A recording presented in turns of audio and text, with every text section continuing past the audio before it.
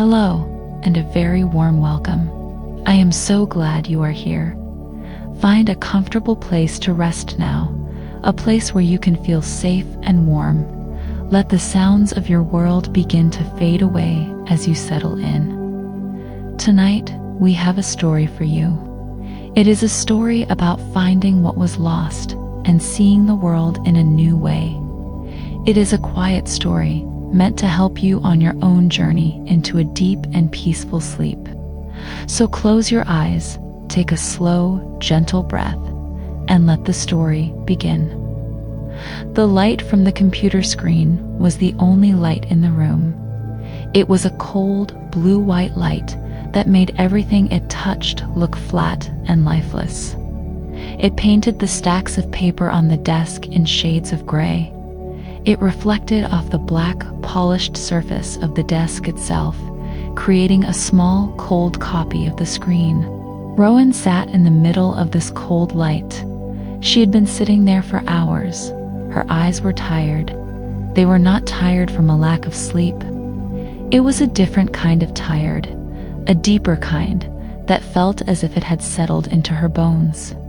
The numbers and symbols on the screen moved in a slow, endless river of information. They were data from a distant star, a star so far away it was just a point of light in the vast darkness of space. Once, these numbers had felt like magic to her. Each one was a secret whispered across time and space. Each line of code was a key, unlocking the story of a sun being born or a planet forming in a swirl of dust and gas. She had loved this language. It was the language of the universe, and she had spent her entire life learning to speak it. Now, it felt like nothing. The numbers were just numbers. The symbols were just shapes. The magic was gone. There was only the cold blue light, the low hum of the computer, and the heavy weight of silence in her small office at the university. Her back ached from sitting in the same chair for so long. It was a modern chair, designed to be good for the body, but it felt hard and unwelcoming. It was a place of work, a place of science. The walls were white and bare, except for a large board covered in complex equations. The equations were her own work, the results of months of research. They were precise and elegant, a map of cosmic forces. But looking at them now, she felt no pride. She felt no connection. It was like looking at a photograph of a meal instead of eating it. The description was there, but the taste, the warmth, the nourishment, it was all missing. Her bookshelf was filled with heavy books on astrophysics, quantum mechanics, and cosmology. Their titles were long and complicated. They were filled with the collective knowledge of generations of thinkers who had looked up at the sky and asked questions. She had read them all. She had added her own small piece to that great mountain of knowledge, and for what? So she could sit here in the cold light of a screen, feeling more empty than she ever had before. The door to her office opened without a knock. Dr. Alistair Finch stood there, a wide smile on his face. He was holding a tablet, and he held it up as if it were a trophy.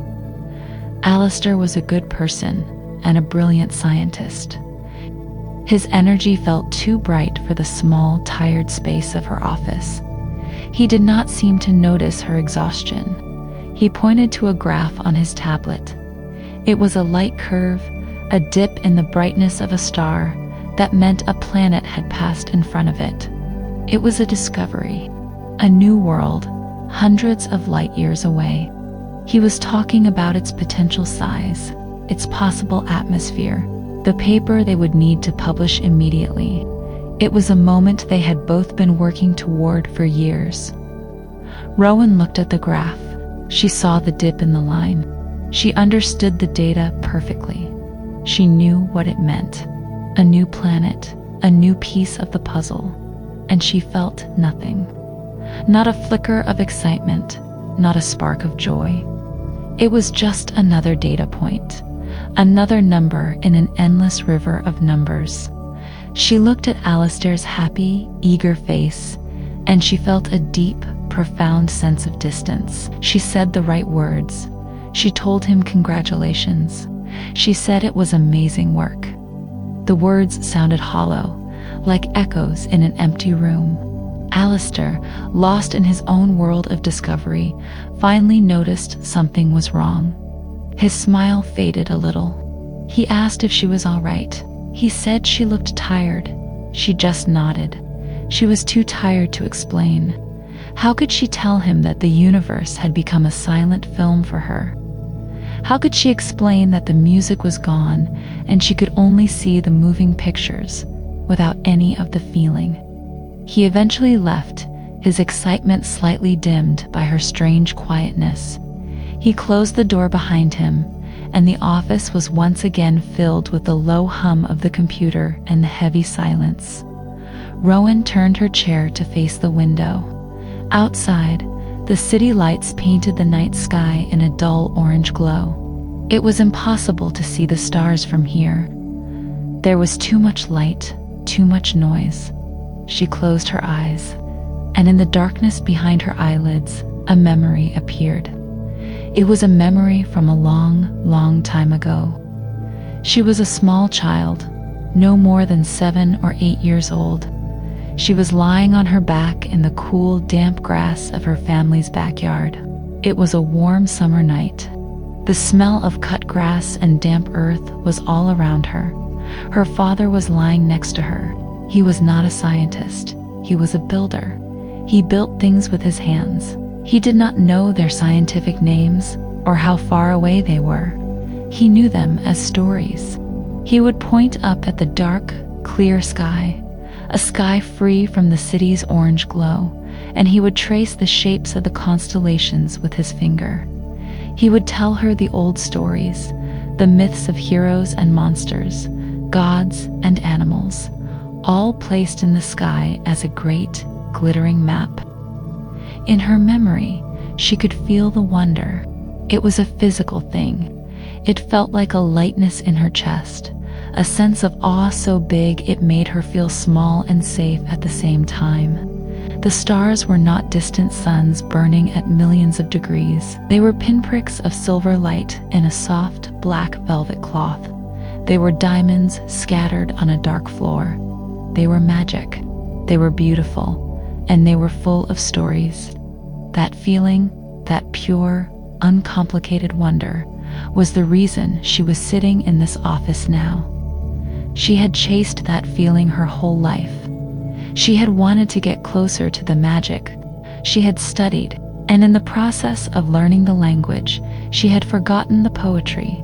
She had traded the magic for facts, the wonder for data. And now she had neither. The memory faded. She opened her eyes. The cold blue light of the computer screen was still there. The dull orange glow of the city was still outside the window. The weight in her chest was heavier than ever. In that moment, a decision formed in her mind. It was not a loud, sudden decision. It was a quiet, certain thought, like a single clear note in a room full of noise. She could not stay here. She could not sit in this room for one more night, staring at numbers that had lost their meaning. She needed to find a place where the sky was dark again. She needed to see the stars without a telescope, without a computer, without a single equation in her head. She just needed to see them. She turned back to her computer, but she did not look at the data from the distant star. She opened a new window. She typed in a few simple words: remote cottage, dark sky, coast. The search results flooded the screen. Pictures of cozy cabins and modern houses. Most of them looked too clean, too perfect. She scrolled past them, one by one. She was looking for something else. She did not know what it was, but she would know it when she saw it. And then she saw it. It was a single, blurry picture. A small stone cottage with a dark gray roof. It stood alone on a piece of land that jutted out into a wild, gray sea. There were no other houses in sight. The sky in the picture was a deep, moody blue, filled with heavy clouds. The description was short. Seadrift Cottage, a rustic retreat on the Penhale coast. Unrivaled solitude, perfect for stargazing on clear nights. That was it. That was the place. It did not look cozy or welcoming. It looked rugged and wild and alone. It looked like the way she felt. Without hesitating, she clicked the link to book it. She requested a long stay, an extended leave. She did not know how long she would need. She just knew she needed to go.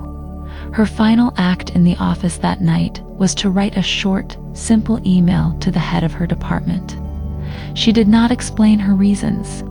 She simply stated that she was taking a personal leave of absence, effective immediately. She would be unreachable. She typed the words, read them once, and then she hit send. The email disappeared into the digital world. A strange sense of relief washed over her, the first positive feeling she had felt in months. She stood up and turned off the computer. The cold blue light vanished. The room was plunged into near darkness, lit only by the faint orange glow from the window. For the first time, the silence did not feel heavy. It felt like a beginning. She walked out of her office, closing the door softly behind her. She did not look back. Chapter 1. The Weight of Silence. The journey to Seadrift Cottage was long. It was a slow peeling away of the world she knew.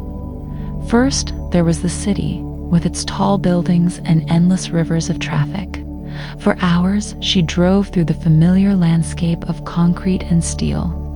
Then came the suburbs, with their neat houses and tidy lawns. The roads became wider, the buildings smaller. Slowly, the city and its surroundings fell away behind her, disappearing in the rearview mirror like a life she had left behind. The highway stretched on, a gray ribbon cutting through fields and farmland. The world outside her car window became greener, emptier. She drove for most of the day, with only the hum of the engine and the sound of the tires on the road for company. She did not play any music, she just drove. As the sun began to sink lower in the sky, she turned off the main highway onto a smaller road. This road was narrower, and it began to wind and turn.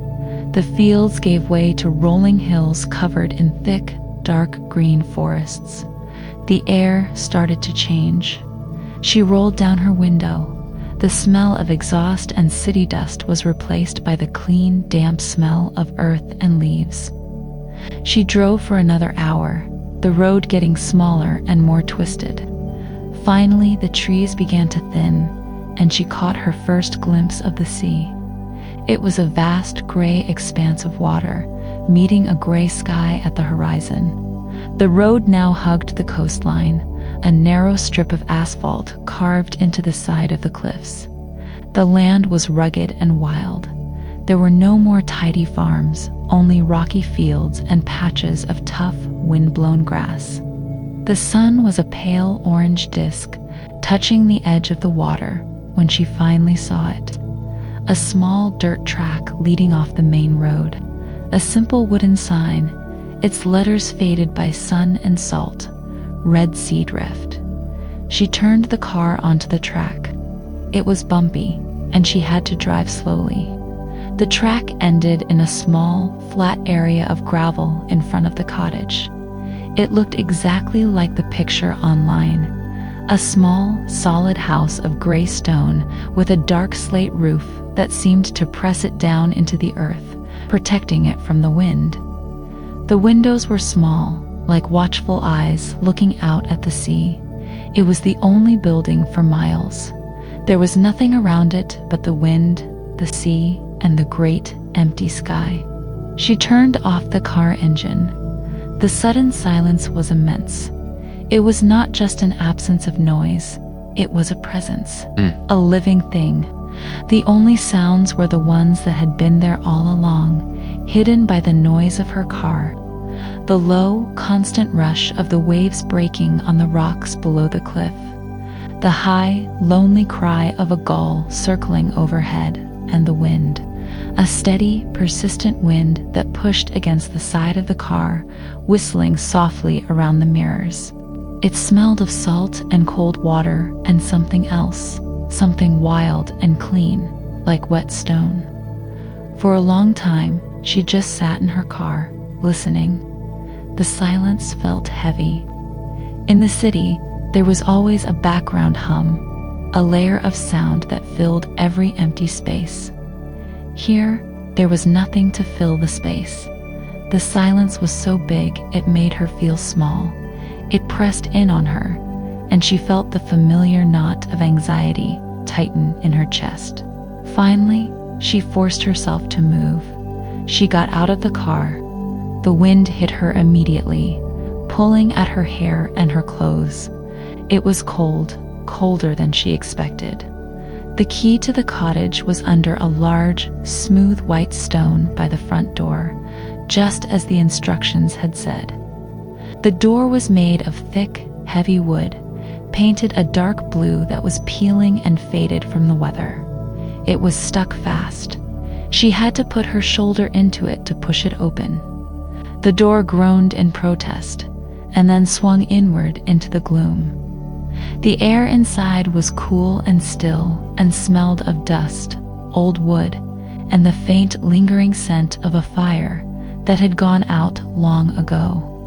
She stepped inside, her eyes slowly adjusting to the dim light.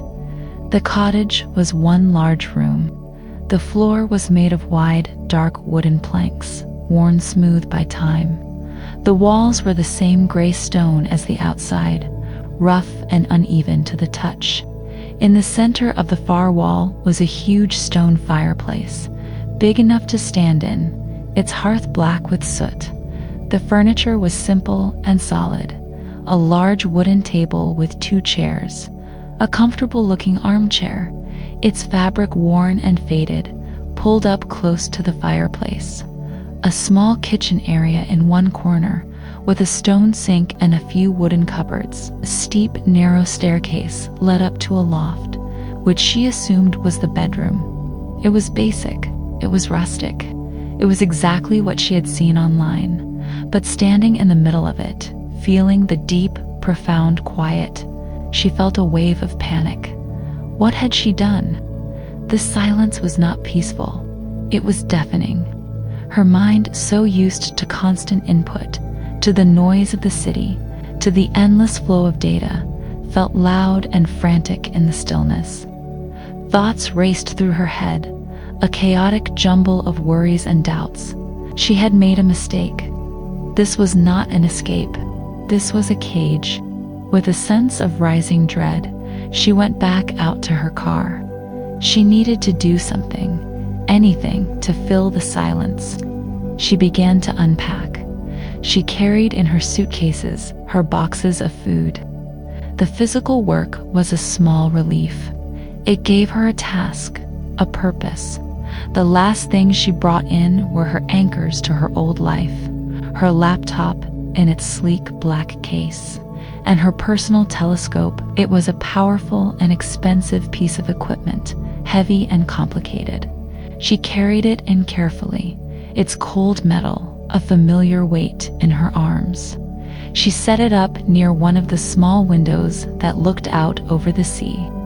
She assembled it with practiced ease, her hands moving automatically through the familiar steps. The pieces clicked together, a series of small, precise sounds in the quiet room. When it was built, it stood in the rustic cottage, like a visitor from another world, a piece of high technology in a place that felt ancient. Then she took out her laptop and placed it on the large wooden table. She opened it, and the cold blue-white light of the screen filled the dim room, pushing back the shadows. For a moment, she felt a small sense of comfort, the familiar glow, the hum of the fan, It was a piece of her old world here to protect her from this new, silent one. The first few days were a battle. She tried to follow the advice of all the articles she had ever read about relaxation and burnout. She tried to be present. She tried to meditate. She would sit in the worn armchair by the cold fireplace and try to empty her mind, but her mind would not be emptied. It was a machine that did not have an off switch. It kept running, churning through old problems, old conversations, old data sets. The silence of the cottage only made the noise in her head louder. She would give up and turn on her laptop, losing herself for an hour in the familiar world of the internet, reading news articles and scientific papers, anything to distract herself from the vast emptiness inside and out. She tried walking on the beach. A narrow, steep path led from the cottage down the cliff to a small cove. The beach was not sand, but a collection of smooth gray stones and pebbles. The waves crashed onto the shore with a steady, rhythmic roar. The sound was powerful, but it did not calm her. Instead, her scientific mind took over. She found herself analyzing everything. She looked at the cliffs and did not see their rugged beauty, but instead saw layers of sedimentary rock, evidence of geological eras. She identified the types of stone on the beach: granite, basalt, quartz. She observed the patterns of erosion, the way the water carved and shaped the land. She was not experiencing the beach. She was studying it. She was turning it into another data set. She would return to the cottage feeling more frustrated than before, the sense of failure growing heavier each day. Her one hope, the one reason she had come to this specific place, was the stars. The website had promised dark skies, perfect for stargazing. But for the first 3 nights, the sky was a thick, uniform blanket of cloud. At night, she would stand at the window, looking out into a complete and total blackness. There was no moon, no stars, not even a distant light from a passing ship. It was an absolute void. The clouds were a lid on the world, trapping her in the darkness. It felt like a cruel joke. She had run away to see the stars, and the universe had hidden them from her. The cloudy sky became a mirror for her own state of mind, a dull gray barrier, blocking out all the light and all the wonder. On the 4th day, the feeling of being a failure was almost overwhelming. The escape was not working. The retreat was not a retreat. She had left her office, her work, her city behind, but she had brought the emptiness with her. It had followed her here to this remote, lonely cottage on the edge of the world.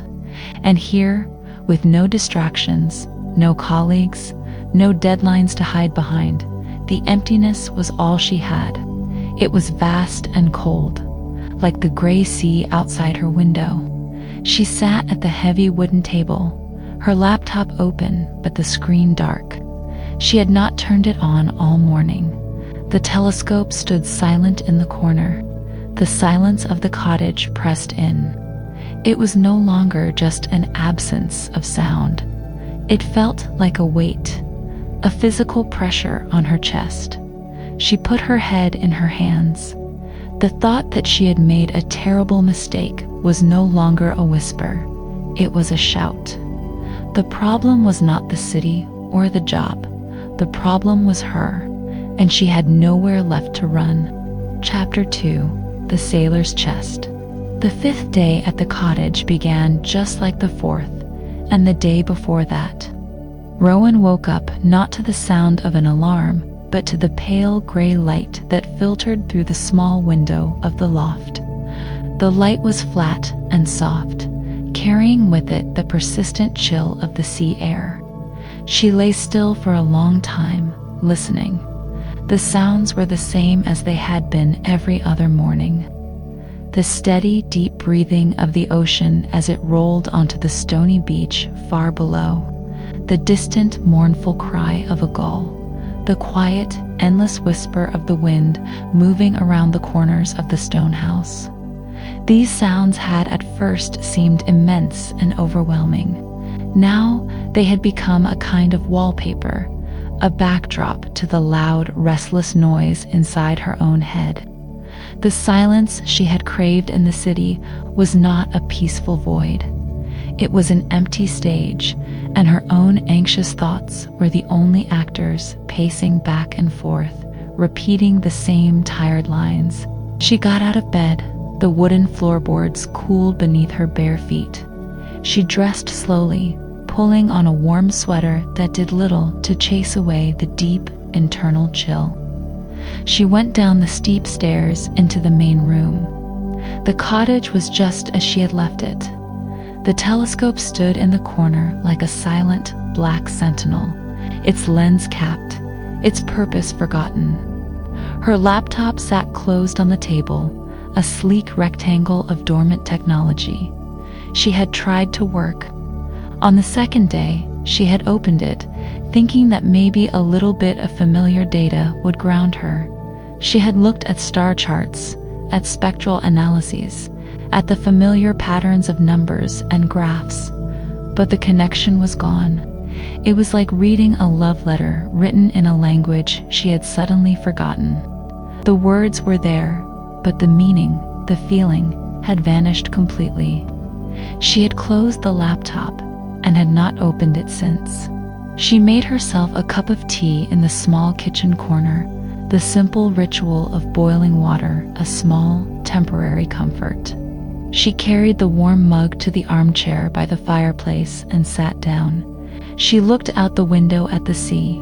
It was a vast sheet of gray, wrinkled and moving, stretching out to meet a sky of the exact same color. There was no line between them. The world was a single, unbroken shade of gray. She had walked the beach every day. The first time, she had tried to see it, to experience it. But her mind had betrayed her. It had turned the walk into a geological field trip. She had named the rocks. She had calculated the tide. She had observed the effects of coastal erosion. She had seen everything and felt nothing. The second time, she had tried to force herself not to think, to just walk. But that was even worse. Without the shield of analysis, she felt exposed to the vast, empty landscape, and it only made her feel more small and more lost. Today, she did not even consider going outside. The thought of another aimless walk on the stony shore, another confrontation with her own emptiness, was too much to bear. A deep, heavy boredom had settled over her. It was a boredom so profound it felt like a physical illness, a lethargy that seeped into her muscles and clouded her thoughts. She needed a distraction. She needed a task. Anything to keep her mind from its frantic, circular path. She had brought books with her, novels that had been on her reading list for years. She had tried to read one, a story of adventure and discovery, but the words would not stay in her head. She would read a page and then realize she had no idea what it said. Her mind had drifted away, back to the silent numbers on her computer screen, back to the feeling of failure, back to the memory of the wonder she had lost. She finished her tea, the warmth fading from the mug. She placed the empty cup on the floor beside the chair. She looked around the single large room. She had been living in it for 5 days, but she had not really seen it. She had seen it as a container, a space to exist in, but she had not looked at its details. The thought came to her slowly, a small, quiet idea in the loud chaos of her mind. Maybe she could just look, not analyze, not study, not try to understand, just look. It was a small goal. It was something to do. It felt manageable. She stood up and walked to the large stone fireplace. It dominated the far wall, a huge, primitive structure of rough, dark stones held together with thick mortar. The opening was tall enough for her to stand in, and the inside was black with years of smoke. She reached out and placed her hand on one of the stones.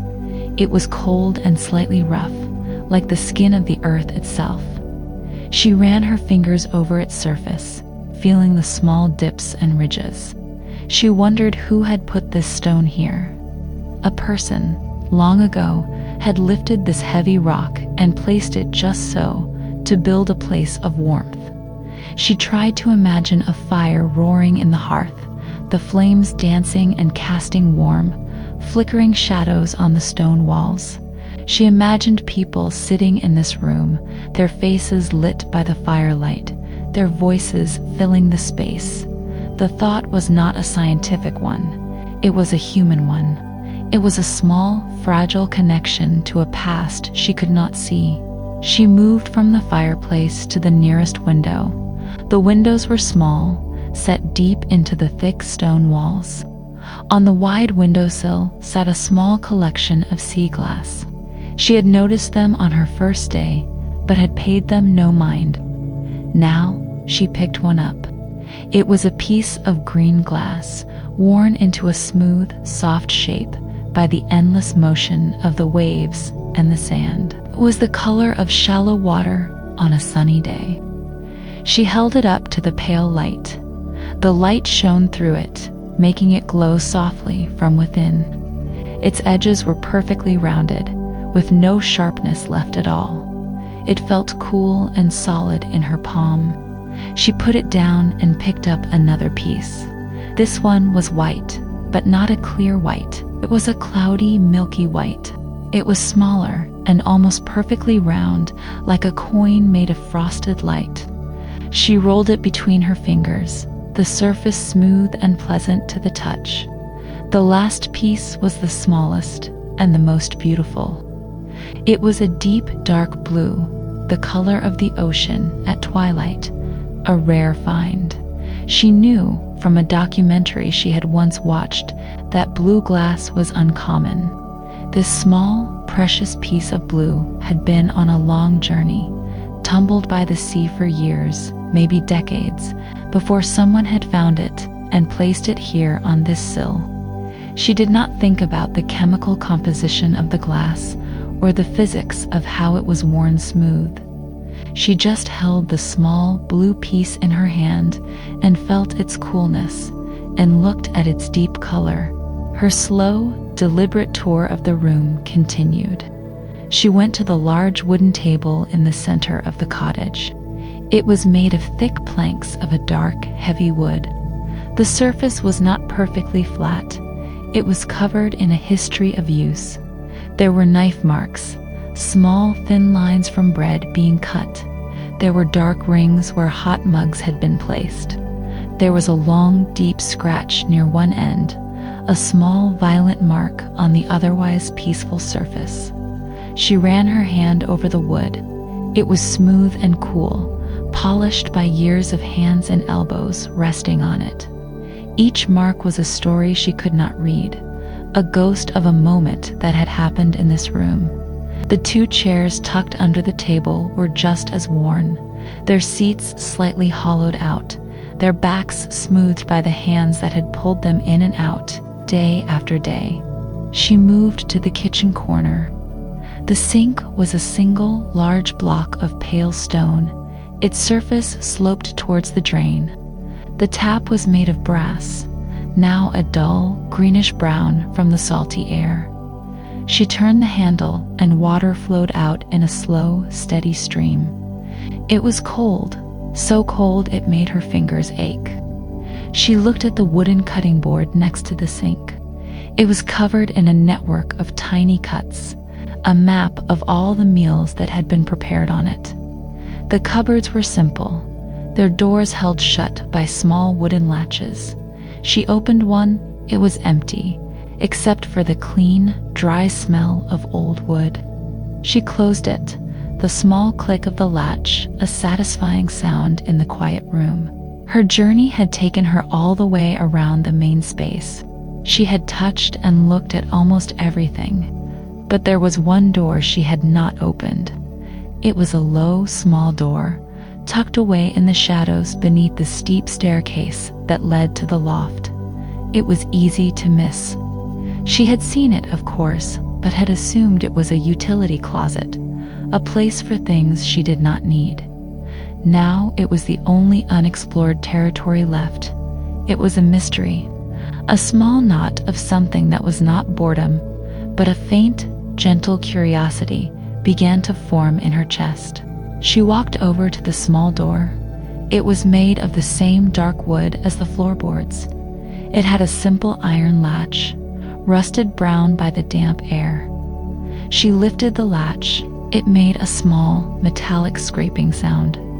She pulled the door towards her. It opened with a low, soft groan, like a person waking from a long sleep. A wave of cool air flowed out, carrying a smell she had not smelled since she was a little girl.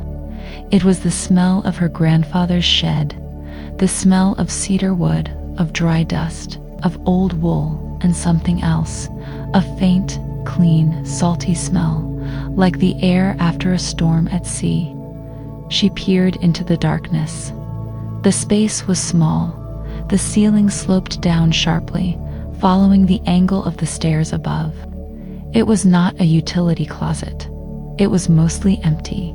The stone walls were bare. The wooden floor was clean. But in the back of the small, dark space, sitting directly on the floor, was a chest. It was a large wooden chest, the kind she had only ever seen in museums or old films. It was made of a dark, heavy wood, bound with thick straps of metal that were not rusted, but were covered in a greenish-white crust of dried salt. It was clearly very old. It looked like it had spent a long time at sea. It looked like it held stories. She knelt down and took hold of the handles on the side. They were thick loops of rope, worn and frayed. The chest was heavy, heavier than it looked. She had to drag it, scraping it slowly across the wooden floor of the closet and out into the pale light of the main room. The sound was loud, a deep groaning scrape that broke the long silence of the cottage. She pulled it to the center of the room near the large table. She sat back on her heels and just looked at it. It was a solid, real object. It was not data. It was not an idea. It was a chest. It was here. The lid was not locked.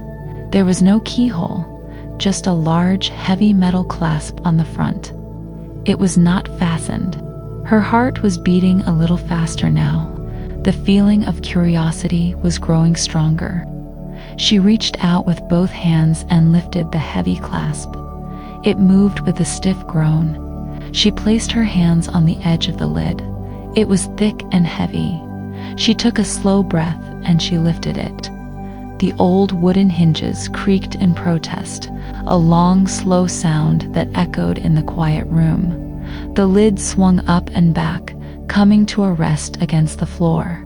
She leaned forward and looked inside. The first thing she saw was a blanket.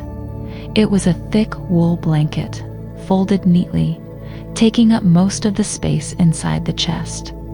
It was a dark, faded navy blue. She reached in and touched it. The wool was rough and dense, a little scratchy, but it felt warm and dry. She lifted it out. It was heavy. As she unfolded it, the smell of cedar and salt became stronger, filling the air around her.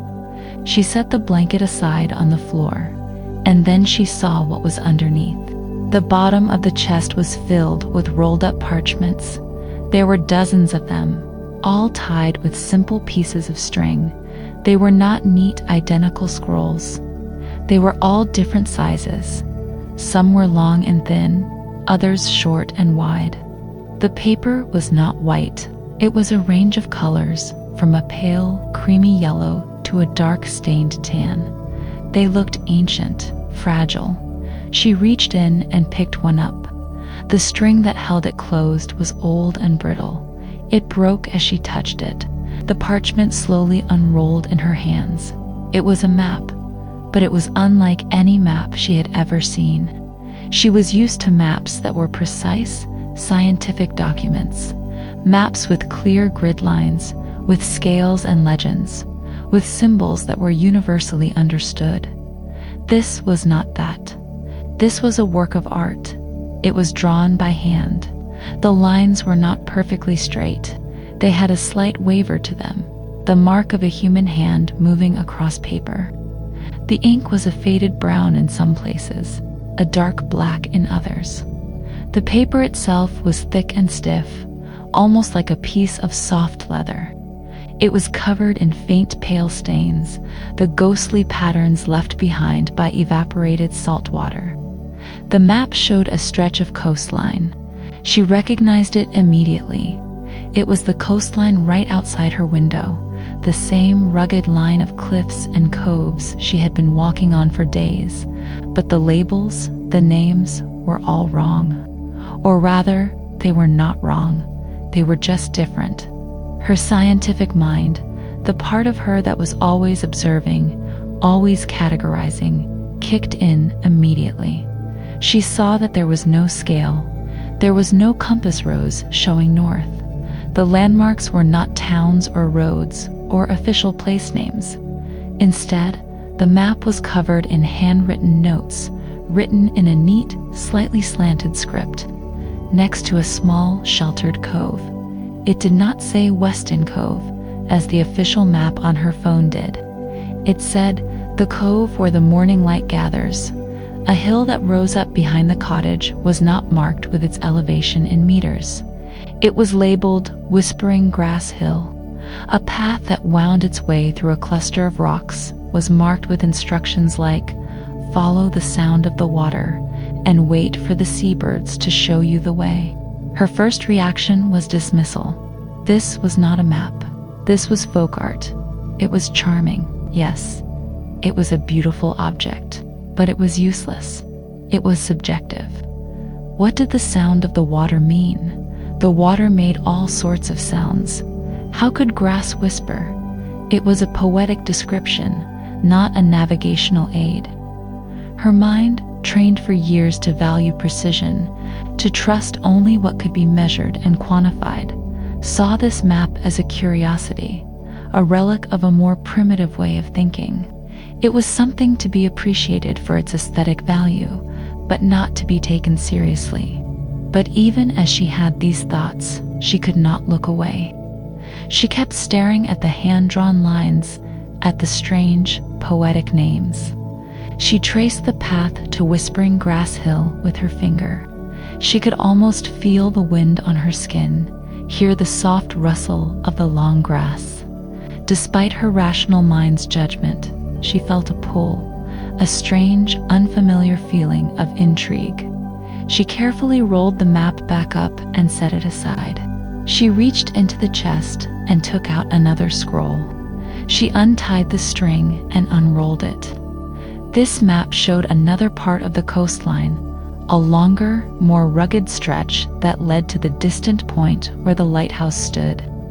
This map was even stranger. It had notes about the wind. Here the north wind bites. In this cove, the wind sleeps. It had notes about the birds. The gulls nest on these cliffs in spring. The cormorants dry their wings on this rock. It was a map of experiences, of sensory details. It was a record of a deep and personal relationship with the world. She unrolled another and then another. Each one was a new revelation. One was a map of the night sky, but the constellations were not the familiar Greek figures. They were given local names, names that connected them to the sea and the land below. One group of stars was called the fisherman's net. Another was the lighthouse beam. It was a sky that belonged to this specific place. Another map was not of land at all, but of the sea itself.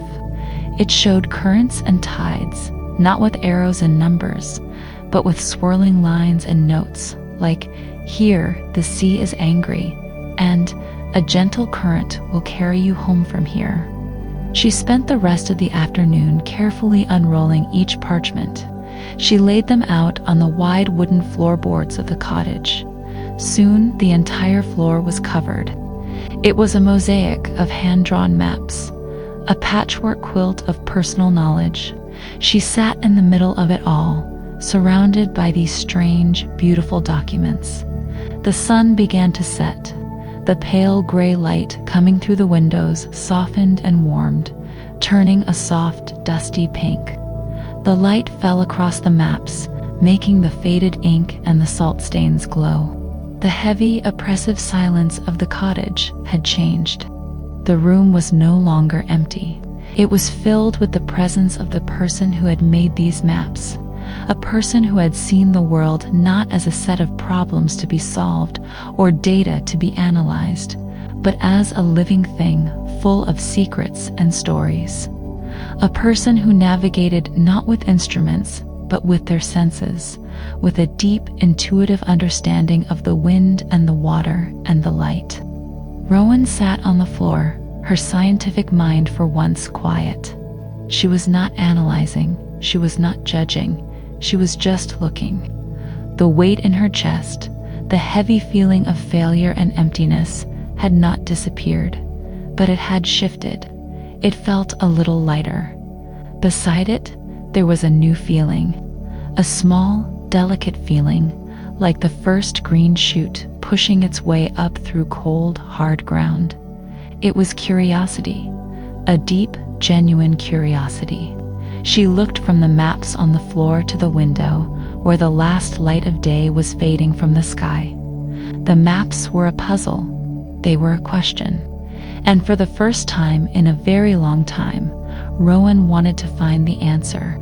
She wanted to know if the grass on that hill really did whisper. She wanted to know what it looked like when the morning light gathered in the cove. She wanted to see the world through the eyes of the person who drew these maps.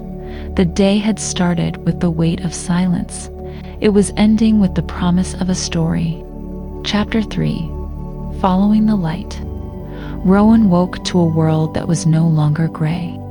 A thin, watery sunlight was filtering through the window, painting a pale yellow rectangle on the dark wooden floor. She sat up, the air in the loft still holding the night's chill. For a moment, she felt a familiar sense of disorientation. Then she remembered the chest, the maps. She swung her legs out of bed and walked to the edge of the loft, looking down into the main room.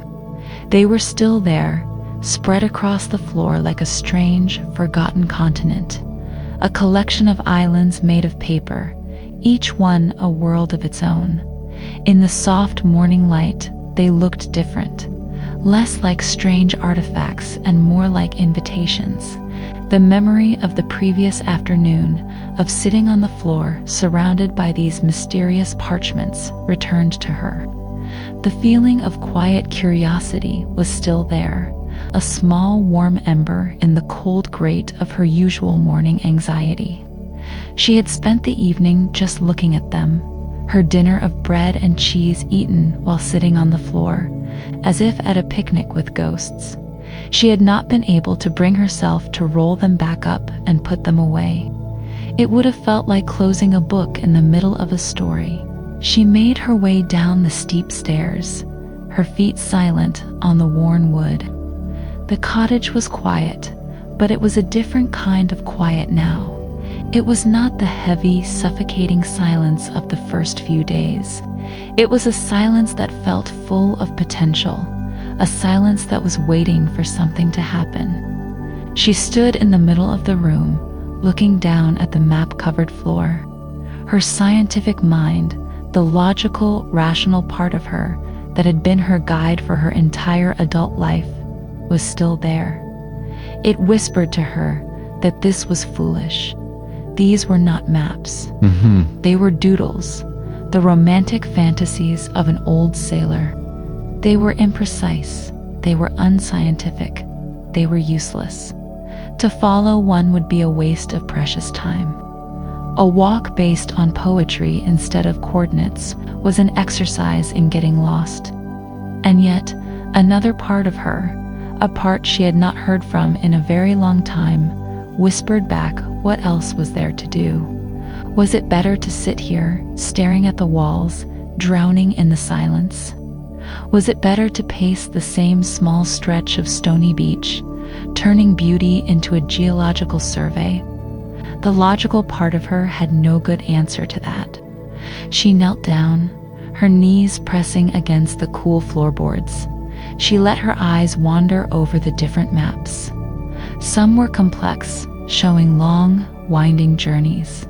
Others were small, focused on a single, tiny piece of the landscape. Her gaze fell on one of the smaller ones. It was a simple map drawn on a piece of parchment that was the color of pale sand. The ink was a dark, steady brown. It showed a path leading away from a small drawing of a cottage that looked very much like sea drift. The path was not a straight line, but a gentle curve that followed the shape of the land, and its destination was a small, perfectly sheltered cove. The handwritten label next to it was the one that had caught her eye the day before. The cove where the morning light gathers. The phrase was so simple, yet so evocative. It was not a name. It was a description of an event. It was a promise. This map felt safe. It looked short. The path seemed clear enough, even with its strange landmarks. If it turned out to be a failure, if she got lost or found nothing, it would be a small failure. She could be back at the cottage in an hour. It was a low-risk experiment. The decision was made. She would try. She would follow the map. A small shiver of something, a mixture of nervousness and a faint, unfamiliar excitement went through her. It was the feeling of starting something new, without knowing the outcome.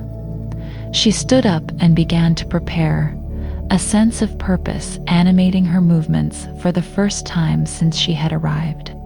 She went to the kitchen corner and made a simple breakfast, eating quickly, standing by the counter. Then she put on her walking boots. They were heavy and solid, a piece of practical equipment from her old life, a life where she had occasionally gone on hikes with colleagues, hikes where they talked about work and checked their GPS watches. As she tied the thick laces, pulling them tight, she felt the familiar sense of being prepared for a challenge. But this challenge was different. The tools were different. She put on her warm coat and went to the table to pick up her phone. Her hand hovered over it for a second. The phone was her connection to the world she knew. It had precise maps. It had a compass. It had the internet. It was a safety net. If she took it with her, this experiment would be meaningless. If she got confused, she would just pull it out. She would look at the little blue dot that showed her where she was, and the path would become clear. The mystery would be gone. The challenge would be gone. She would be relying on data again. She pulled her hand back. She would leave it here. The thought was terrifying. It made her feel instantly vulnerable, untethered. To be in this wild place without a map, without a way to call for help, felt deeply unwise. But the map on the floor was a map. The sailor who drew it had no phone. He had only his eyes and his feet, and his knowledge of the world. To truly test his map, she had to use his tools, and only his tools. She left the phone on the table, a silent black rectangle. She went back to the floor and picked up the small sandy-colored parchment. She studied it for a long moment, memorizing the first part of the journey. The map showed the path starting behind the cottage, heading not towards the sea, but inland for a short way. The first landmark was clearly drawn, a small, detailed sketch of an oak tree, its trunk and branches bent and twisted into a strange, gnarled shape.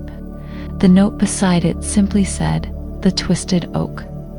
She fixed the image of the tree in her mind. Then she carefully rolled up the parchment, tied it with a piece of string she found on the floor, and slipped it into her coat pocket. The feel of the old, stiff paper against her fingers was strange and real. It felt more substantial than the smooth, cold glass of her phone. She took a deep breath, like a swimmer about to dive into cold water. She walked to the heavy wooden door, lifted the latch, and stepped outside. The morning air was sharp and clean. It smelled of damp earth, of salt, and of the tough, low-growing plants that clung to the rocky soil. The sun was still low in the sky, a pale disk behind a thin layer of high, white clouds. The light was soft and even, with no harsh shadows. It was a quiet morning. The wind was gentle, a soft whisper that was a relief after the constant buffeting of the past few days. The world seemed to be holding its breath. She walked around to the back of the cottage. Here, the land sloped gently upwards, away from the cliff edge. A faint path to narrow tracks of bare earth in the green and brown scrub led into the low, rolling hills. This must be the start. She began to walk, her heavy boots making a soft, crunching sound on the gravelly soil. She kept her eyes up, scanning the landscape ahead of her. She was looking for an oak tree. The land here was mostly treeless, covered in tough grasses, heather, and low, spiky gorse bushes.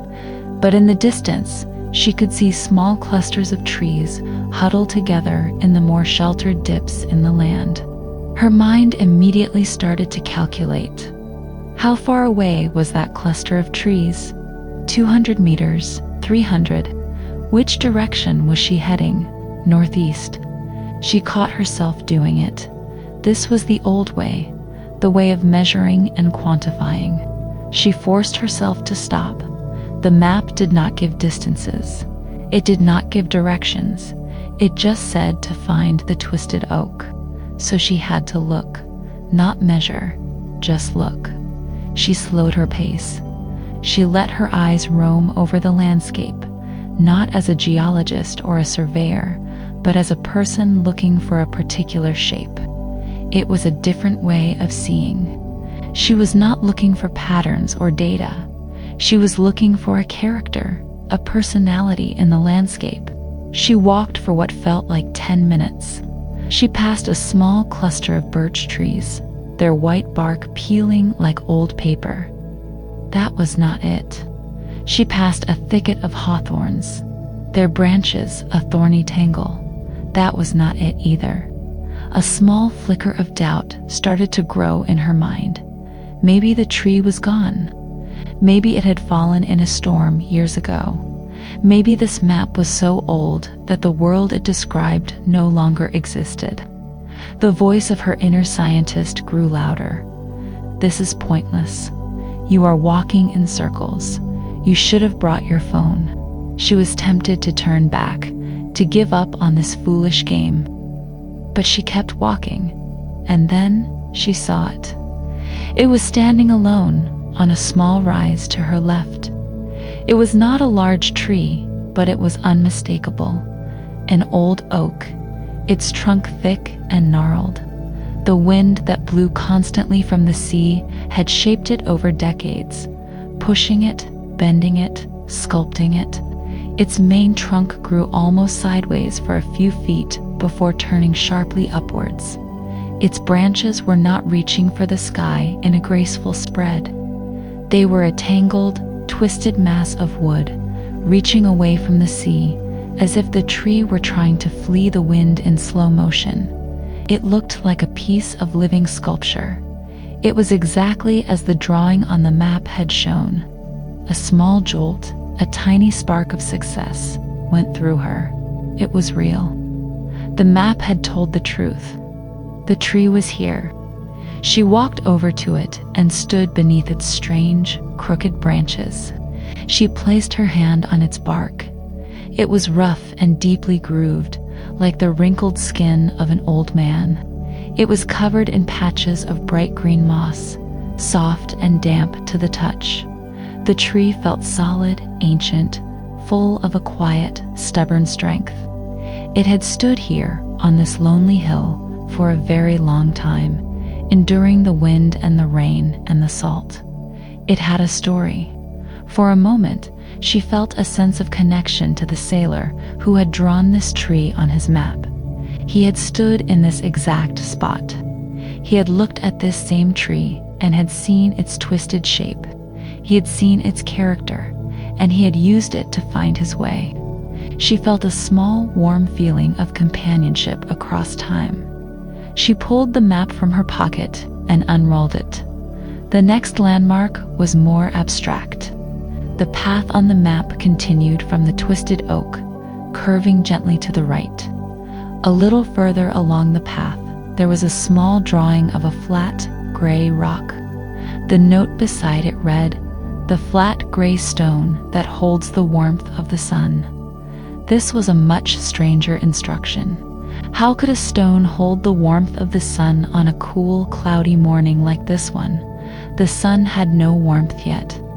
This seemed like pure poetry, a phrase that sounded nice but meant nothing in the real world. Her skepticism returned. The tree was an easy landmark, a clear visual cue, but this was different. This was a test of something else. She rolled up the map and put it back in her pocket. She followed the faint path as it curved to the right. The land here was scattered with rocks, large boulders, small stones, flat slabs of slate.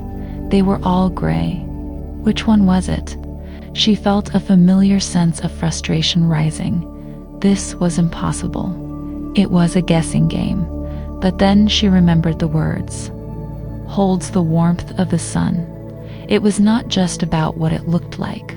It was about what it felt like. Maybe the instruction was meant to be taken literally. She stopped at the first large flat stone she came to. She knelt down and placed her bare hand on its surface. The stone was cold. It was a deep, damp cold that seemed to suck the warmth right out of her skin. She pulled her hand back quickly. This was not it. She walked on a little further. She came to another flat stone, this one darker and smoother. She touched it. It was also cold, but a different kind of cold. A dry, hard cold. Still not it. She began to move more slowly, her journey becoming a series of small, tactile experiments. She touched dozens of rocks. Most were cold and wet with the morning dew. Some were rough, some were smooth. She started to notice the differences between them. The slate was a sharp, biting cold. The granite was a dull, heavy cold. She was learning the language of the stones through her fingertips. She was no longer thinking about their geological names. She was thinking about their feeling. This was a slow, meditative process. The frantic noise in her head began to quiet down, replaced by a focused attention on the physical world. She was not thinking about her work, or her failures, or her emptiness. She was thinking about the temperature of rocks. She came to a place where the path dipped into a shallow hollow, sheltered from the gentle breeze. Here, a large, flat slab of a paler gray stone was lying half buried in the earth. It was no different in appearance from many of a dozen others she had passed, but something made her stop. She knelt beside it. She hesitated for a moment, then placed her palm flat against its surface, and she felt it. It was not warm, not like a sun-baked rock in the middle of summer, but it was not cold. The deep, damp chill was absent. The stone had a strange neutrality to it. It felt as if it was not stealing her warmth. It felt as if it were holding on to some small, latent energy from within itself. It was a subtle, almost imperceptible difference. But it was a difference. This was the stone. She did not know how it worked. Maybe its composition made it a poor conductor of heat, so it did not feel as cold. Maybe its position in the sheltered hollow protected it. Her scientific mind wanted to create a hypothesis to understand the physics of it, but she pushed the thought away. It did not matter how it worked. It only mattered that it was true. The map was true. A new feeling began to bloom in her chest. It was a feeling of wonder, not the grand cosmic wonder she had once felt for the stars. This was a smaller, more intimate wonder, a wonder for the small, subtle secrets of the earth. The sailor had known this secret. He had known that this one particular stone felt different from all the others. He had put his own hand on this very rock. The connection she felt to him was stronger now. He was not just a romantic artist, he was a keen observer, a scientist of a different kind. His instruments were not telescopes and spectrometers. His instruments were his hands, his eyes, his ears. She sat on the stone for a few minutes. It was comfortable. It did not leach the heat from her body. She felt a sense of accomplishment that was far deeper than the small jolt she had felt at the tree. She had not just followed an instruction. She had solved a riddle. She had learned to pay attention in a new way. She took out the map one more time. The path from the stone was the last part of the journey. It led down a gentle slope. There were no more specific landmarks drawn on this section. Instead, there was a single sweeping line and a note written alongside it. Follow the path downhill to where the sound of the sea becomes a whisper. This was the final test, a navigation instruction based on sound. She stood up and started to walk down the gentle slope. The path was clearer here, a well-worn track through the low green vegetation. As she walked, she focused on the sound of the sea. From the top of the hill, it had been a constant low roar, a background noise to the entire landscape. But as she descended, the sound began to change. The land rose up on her left and right, creating a shallow valley that funneled down towards the coast. The rocky walls on either side began to muffle the roar of the ocean. The sound became softer, less powerful. It was no longer a roar, but a loud rush. She kept walking, her ears straining to catch the subtle shifts in the sound. The rushing noise became a steady, shushing sound, like the wind in the leaves of 1,000 trees. She was getting closer. The path grew steeper now, and she had to watch her footing on the loose stones. The air became heavier, thick with the smell of salt and seaweed. And then the sound changed again. The shushing faded and was replaced by a soft, gentle whisper. It was the sound of small waves lapping gently against sand or fine pebbles. It was a peaceful sound, a welcoming sound. She came around a final bend in the path, a corner formed by a high wall of dark rock. And then she saw it. The path opened out into a small, perfect cove. It was exactly as she had imagined it. A crescent of pale, silvery sand, sheltered on 3 sides by high, dark cliffs. The water in the cove was calm and clear, a beautiful shade of turquoise near the shore, deepening to a dark green further out. The main force of the ocean was broken by the rocks at the mouth of the cove, and only small, gentle waves made their way to the beach, whispering as they touched the sand. She had found it. The map had led her here, not with numbers and coordinates, but with trees and stones and sounds. She walked out onto the sand. It was soft and cool under her boots. She was completely alone.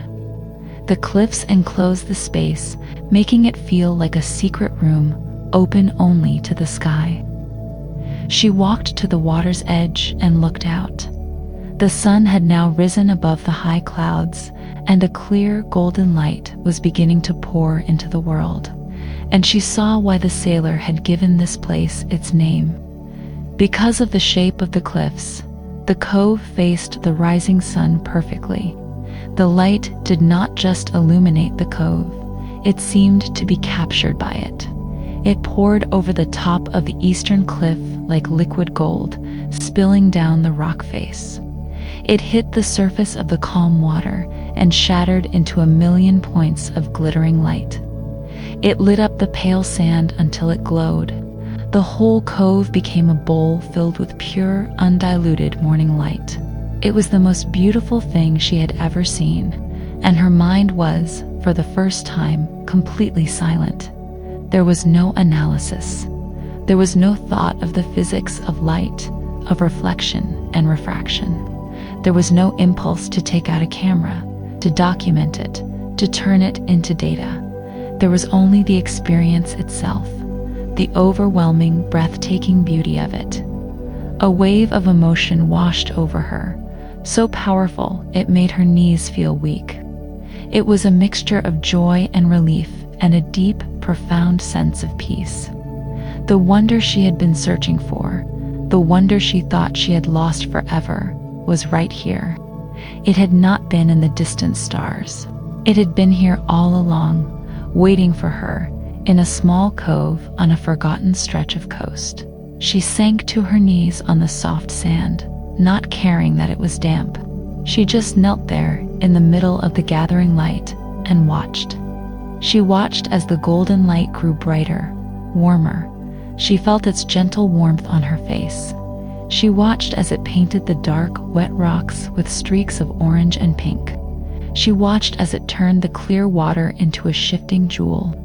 The knot of anxiety that had been a constant presence in her chest for months, for years, finally, gently, came undone. The heavy weight of her emptiness was lifted.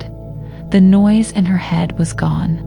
There was only the light, the soft whisper of the waves, and a deep, calm silence in her soul. She did not know how long she knelt there. Time seemed to have stopped. It could have been minutes. It could have been an hour. Eventually, the sun rose higher in the sky, and the magical quality of the light began to fade, softening into the more ordinary light of day. The show was over. She let out a long, slow breath she did not realize she had been holding. She felt calm. She felt clear. She felt like she had finally, after a long and difficult journey, come home. Slowly, she got to her feet. She brushed the sand from her knees. She felt light. The walk back did not feel like a chore. It felt like a continuation of the discovery. As she walked back up the path, the world looked different. She had walked this same path on the way down, but she had not really seen it. Her focus had been on the destination. Now, she saw the details. She noticed the tiny, perfect spiral of a seashell half buried in the dirt. She saw the delicate, intricate patterns of the lichen growing on the rocks, a miniature map of green and gray and orange. She saw a small, purple flower, no bigger than her thumbnail, growing bravely in a crack in a stone. The world had been here all along, but she had not had the eyes to see it. The journey to the cove had given her new eyes. When she reached the flat gray stone, she stopped and placed her hand on it again. It felt familiar now, like an old friend. She said a silent thank you to the stone and to the sailor who had introduced her to it. When she passed the twisted oak, she paused again, admiring its stubborn, beautiful shape against the now bright blue sky. She arrived back at the cottage. The door was still slightly ajar, just as she had left it. She stepped inside. The room was filled with the soft morning light, and the maps were still there, spread across the floor. She looked at them now, not with skepticism, but with a feeling of deep respect and gratitude. They were not foolish doodles. They were true maps.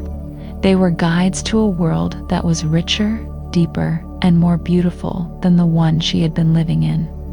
She knelt down and looked at the other parchments.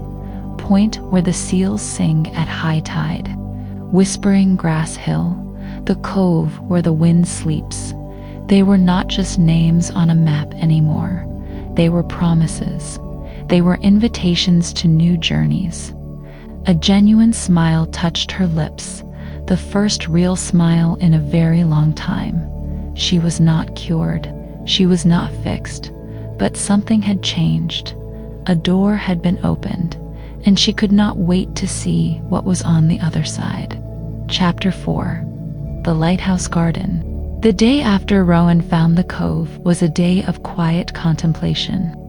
The frantic energy that had buzzed under her skin for so long had been replaced by a deep, calm stillness. She slept a dreamless sleep and woke up feeling not rested, but cleansed. The world outside the cottage window was no longer a threat, a vast empty space that magnified her own solitude. It was a landscape of quiet secrets, a place that had shared one of its most beautiful ones with her. The memory of the gathering light was a warm, glowing ember inside her, a source of gentle heat that kept the old anxieties at bay. She did not feel a manic joy or a sudden cure. The change was more subtle than that. It was a shift in perspective, like turning a kaleidoscope just a fraction of an inch and seeing the same pieces form a new, more beautiful pattern. The weight was still there, the echo of her burnout, but it was no longer a crushing burden. It was simply a part of her story, the part that had brought her to this place. She spent the morning in the cottage. She made tea and sat in the armchair, but this time she was not trying to escape her thoughts. She was simply sitting, watching the light move across the room. She looked at the maps, still spread across the floor. They no longer seemed like a random collection of curiosities. They felt like a complete work, a single story told in many chapters. Her eyes traced the hand-drawn lines, the faded ink, the strange, poetic names. She felt a profound sense of respect for the person who had made them. This was not the work of a dreamer. This was the work of a master observer, someone who knew this small piece of the world with an intimacy she could barely comprehend. This person had not just looked at the land, they had listened to it, felt it, and understood its language. Yesterday, she had been a skeptic conducting an experiment. Today, she was a student, eager to learn more. Her gaze kept returning to one map in particular. It was a longer, narrower piece of parchment than the one she had followed yesterday. It was more detailed, more complex. It showed the long, winding stretch of coastline that led from the area near the cottage, all the way out to the sharp point of the peninsula. And on that point, there was a small, careful drawing of a lighthouse. It was a simple drawing, just a tall, striped cylinder with a light at the top, but it was drawn with a loving attention to detail. The lighthouse was a landmark she could see from her cottage window, a thin white needle in the distance. It was a real, solid place, a point of human construction in the wild landscape. This map felt different from the others. It felt like a bridge between two worlds, the world of human order and the world of natural chaos. It was a journey towards something she could understand, a building, a piece of engineering. And yet, the path to get there, as drawn on the map, was just as strange and poetic as the one she had followed to the cove. She picked up the map, its old paper cool and dry in her hands. She unrolled it on the big wooden table, weighting its corners with a few smooth stones from the beach. She leaned over it, studying its details. The path it showed was not a simple, direct line. It twisted and turned, clinging to the edge of the cliffs. It was marked with small drawings and notes. Near the beginning of the path, there was a sketch of a bird with a long curved beak. The note beside it read, "The curlew's cry here at dawn." A little further on, a section of the path that went over a slick-looking patch of rock was marked with a simple word, "Careful." There was another spot, a high point on the cliff edge, that was labeled "The place the wind speaks." The phrase sent a small shiver of intrigue through her. What did that mean? How could the wind speak? The map was a series of riddles, and she found that she was not frustrated by them. She was captivated. She made her decision. Today, she would follow this map. She would walk to the lighthouse. The journey would be longer, more challenging than yesterday's, but she felt ready. She was no longer just testing the map. She was trusting it. Her preparation was calm and methodical. She filled a bottle with water. She wrapped a piece of bread and cheese in a cloth napkin and put it in her small backpack. She pulled on her sturdy walking boots, the familiar weight of them on her feet a comforting reassurance.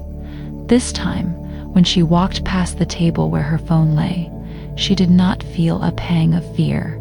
She felt a quiet sense of freedom. She would not need it. Her map was in her pocket. Her eyes and ears and hands were her tools. That would be enough. She stepped out of the cottage into a different kind of day. The soft, gentle morning of yesterday was gone. Today, the sky was a vast, brilliant blue, dotted with small, fast-moving white clouds. The wind was back, a strong, steady presence from the northwest.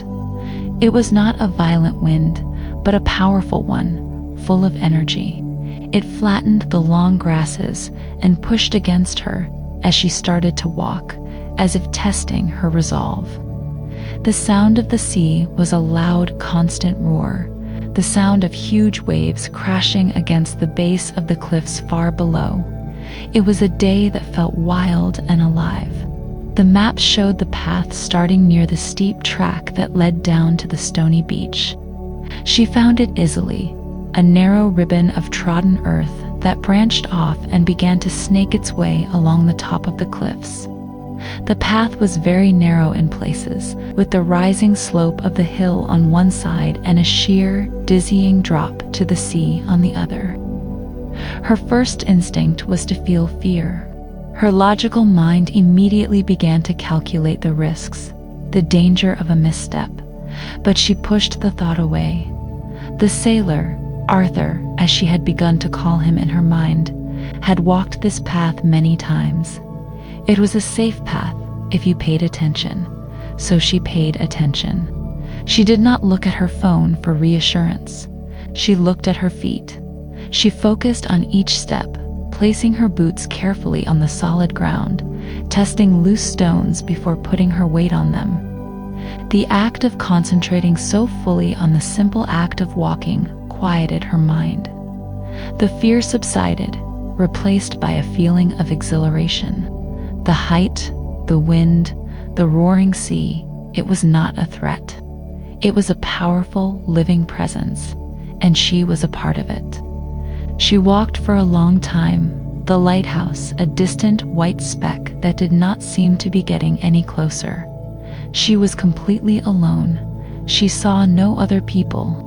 The only living things were the gulls that soared on the wind currents high above her, their cries sharp and clear in the wind. She came to the spot on the map marked with the drawing of the curlew. She did not hear any birds cry, but she looked down and saw, in a patch of softer ground by the side of the path, the delicate three-toed footprints of a large bird. The map was not just about the present moment. It was a record of things that happened here. The curlews cried here at dawn. It was now mid-morning.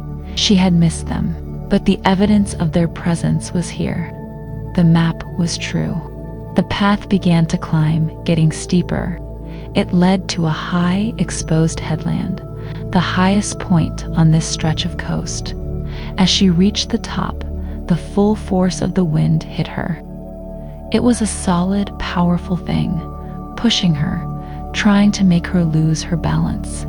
It roared in her ears, a sound so loud it drowned out the noise of the sea. She stood on the very edge of the cliff, looking out at the vast expanse of blue water. This had to be the place the wind speaks. But what was it trying to say? She closed her eyes and just listened. The sound was not just a roar, it was complex. There was a low, deep hum. There was a higher, whistling sound, the sound of the wind rushing past her ears. And there was another sound, a strange, fluting, musical note. She opened her eyes and looked around. A few feet away from her, A series of tall, thin rocks stood out from the cliff edge, weathered into strange, hollow shapes by centuries of wind and rain. The wind was blowing through them, through the holes and gaps in the stone, turning the rocks into a kind of natural flute. The wind was not just roaring, it was playing music. It was speaking. She stood there for a long time, listening to the wild, strange song of the rocks. A feeling of deep awe filled her. The world was so much more complex, so much more magical than she had ever imagined. The sailor had not just walked this path, he had stopped here, in this exact spot, and he had listened. He had heard the music. She continued on her way, the song of the wind rocks slowly fading behind her. The path descended from the high headland, winding its way down towards a more sheltered section of the coast. The lighthouse was closer now, a solid, thick tower of white and red bands. It looked sturdy and reassuring. It was a symbol of safety, of guidance, a human light in the wild darkness. As she got closer, the landscape began to change. The wild, open cliff top gave way to a gentler slope. The path became wider, easier to walk on, and she began to smell something new in the air. The sharp, clean scent of salt and rock was still there, but underneath it, there was a new smell, a soft, sweet smell of flowers, and a rich, dark smell of damp earth. It was a smell that did not belong here, in this windswept, salty place. It was the smell of a garden. She came around a final bend, and she saw it. It was a sight so unexpected that it made her stop in her tracks. Just below the lighthouse, nestled in a natural hollow in the land, was a garden. It was surrounded by a low, thick wall of gray stone, the same stone as the cliffs. The wall was a protective arm, sheltering the space within it from the relentless wind. Outside the wall, the world was a canvas of blues and grays and browns, a world of tough, hardy plants that huddled close to the ground. But inside the wall, it was a riot of color. There were bright red poppies, their petals like delicate paper. There were tall, purple spires of lupin. There were cheerful yellow marigolds and deep blue cornflowers. There were rows of vegetables, the bright green leaves of lettuce and the dark, sturdy stalks of kale. It was a small, secret world of impossible life, a jewel of color and order in the middle of the wild, chaotic landscape. It was a miracle. She stood there for a long time, just looking. The garden was not just beautiful, it was a statement. It was an act of defiance against the harshness of the world. It was a testament to patience, to care, to a deep and abiding love. She felt a strange reluctance to go closer, as if she were intruding on a sacred space. But the path led directly to a small wooden gate in the stone wall. As she approached, she saw that someone was in the garden. An old woman was kneeling on the ground, her back to the gate, tending to a patch of herbs. She was wearing a wide-brimmed hat to shield her from the sun, and a simple, practical dress. Her movements were slow and deliberate, the movements of someone who has performed the same task thousands of times. Rowan felt a pang of shyness. She did not want to disturb this peaceful scene. She stood by the gate, unsure of what to do. After a moment, the woman must have sensed her presence. She finished what she was doing, patting the earth gently around a small plant. Then she turned. She had a face that was as weathered and beautiful as the landscape around her. Her skin was a network of fine lines, wrinkles carved by years of sun and wind and laughter. Her eyes were a pale, clear blue, the color of the sky on a winter morning. They were kind eyes, full of a deep, quiet wisdom. She looked at Rowan, not with surprise, but with a gentle, welcoming curiosity. She did not speak. She just waited. Rowan felt she had to explain herself. Her voice felt rusty, unused. She spoke softly. "I'm sorry to disturb you. I was just walking." She gestured vaguely back along the path she had come. The woman smiled, a slow, gentle smile that made the lines around her eyes deepen. "You are not disturbing me," she said. Her voice was low and calm, like the sound of the sea on a quiet day. "It is a good day for a walk. Not many people come this way." Rowan felt emboldened by her kindness. She took a step closer to the gate. "Your garden is beautiful," she said, and the words were completely true. "I can't believe anything so lovely can grow here." The woman's smile widened. "The wall helps," she said, patting the gray stone beside her. "And you have to choose the right plants, the ones that are strong enough, the ones that do not mind the salt in the air. You have to listen to what the land wants, not just what you want." The way she said it, "listen to what the land wants," echoed the strange instructions on the maps. A sudden impulse made Rowan speak again. "I found some maps," she said, the words coming out in a rush. "In the cottage where I am staying, Seadrift Cottage. They are old hand-drawn maps of this coast." At the mention of the maps, the woman's face changed. The gentle, polite smile was replaced by something else. A light came into her pale blue eyes, a light of memory, of recognition. It was a look of profound and tender love. "Ah," she said, and the single word was full of meaning. "You have found Arthur's maps." She said the name Arthur with a quiet reverence. She looked at Rowan, really looked at her now, as if seeing her for the first time. "He loved to make those," she said softly. "It was his way of talking to the world." She stood up slowly, her joints creaking a little. She brushed the dark soil from her hands onto her apron. "My name is Alara," she said. "Arthur was my husband. He was the keeper of this lighthouse for 40 years. Rowan felt a sudden, powerful connection. A click of understanding as a final piece of a puzzle falls into place. Arthur, the sailor, the artist, the scientist of whispers and feelings. He had a name, he had a wife, he had a life. Here in this rugged, beautiful place, he was real. "I'm Rowan," she said. "I've been following them, the maps. I went to the cove this morning, the one where the light gathers." Ilara's face lit up with a pure, uncomplicated delight. "Oh, that was his favorite," she said. "He would go there every clear morning. He said it was like watching the world be born again every single day." She looked at Rowan with a new understanding. You must be a person who knows how to look if you found your way there. The compliment was simple, but it filled Rowan with a warmth that had nothing to do with the sun. "I'm learning," Rowan said honestly. "At first I didn't understand them. I'm a scientist. I'm used to maps with numbers and grids.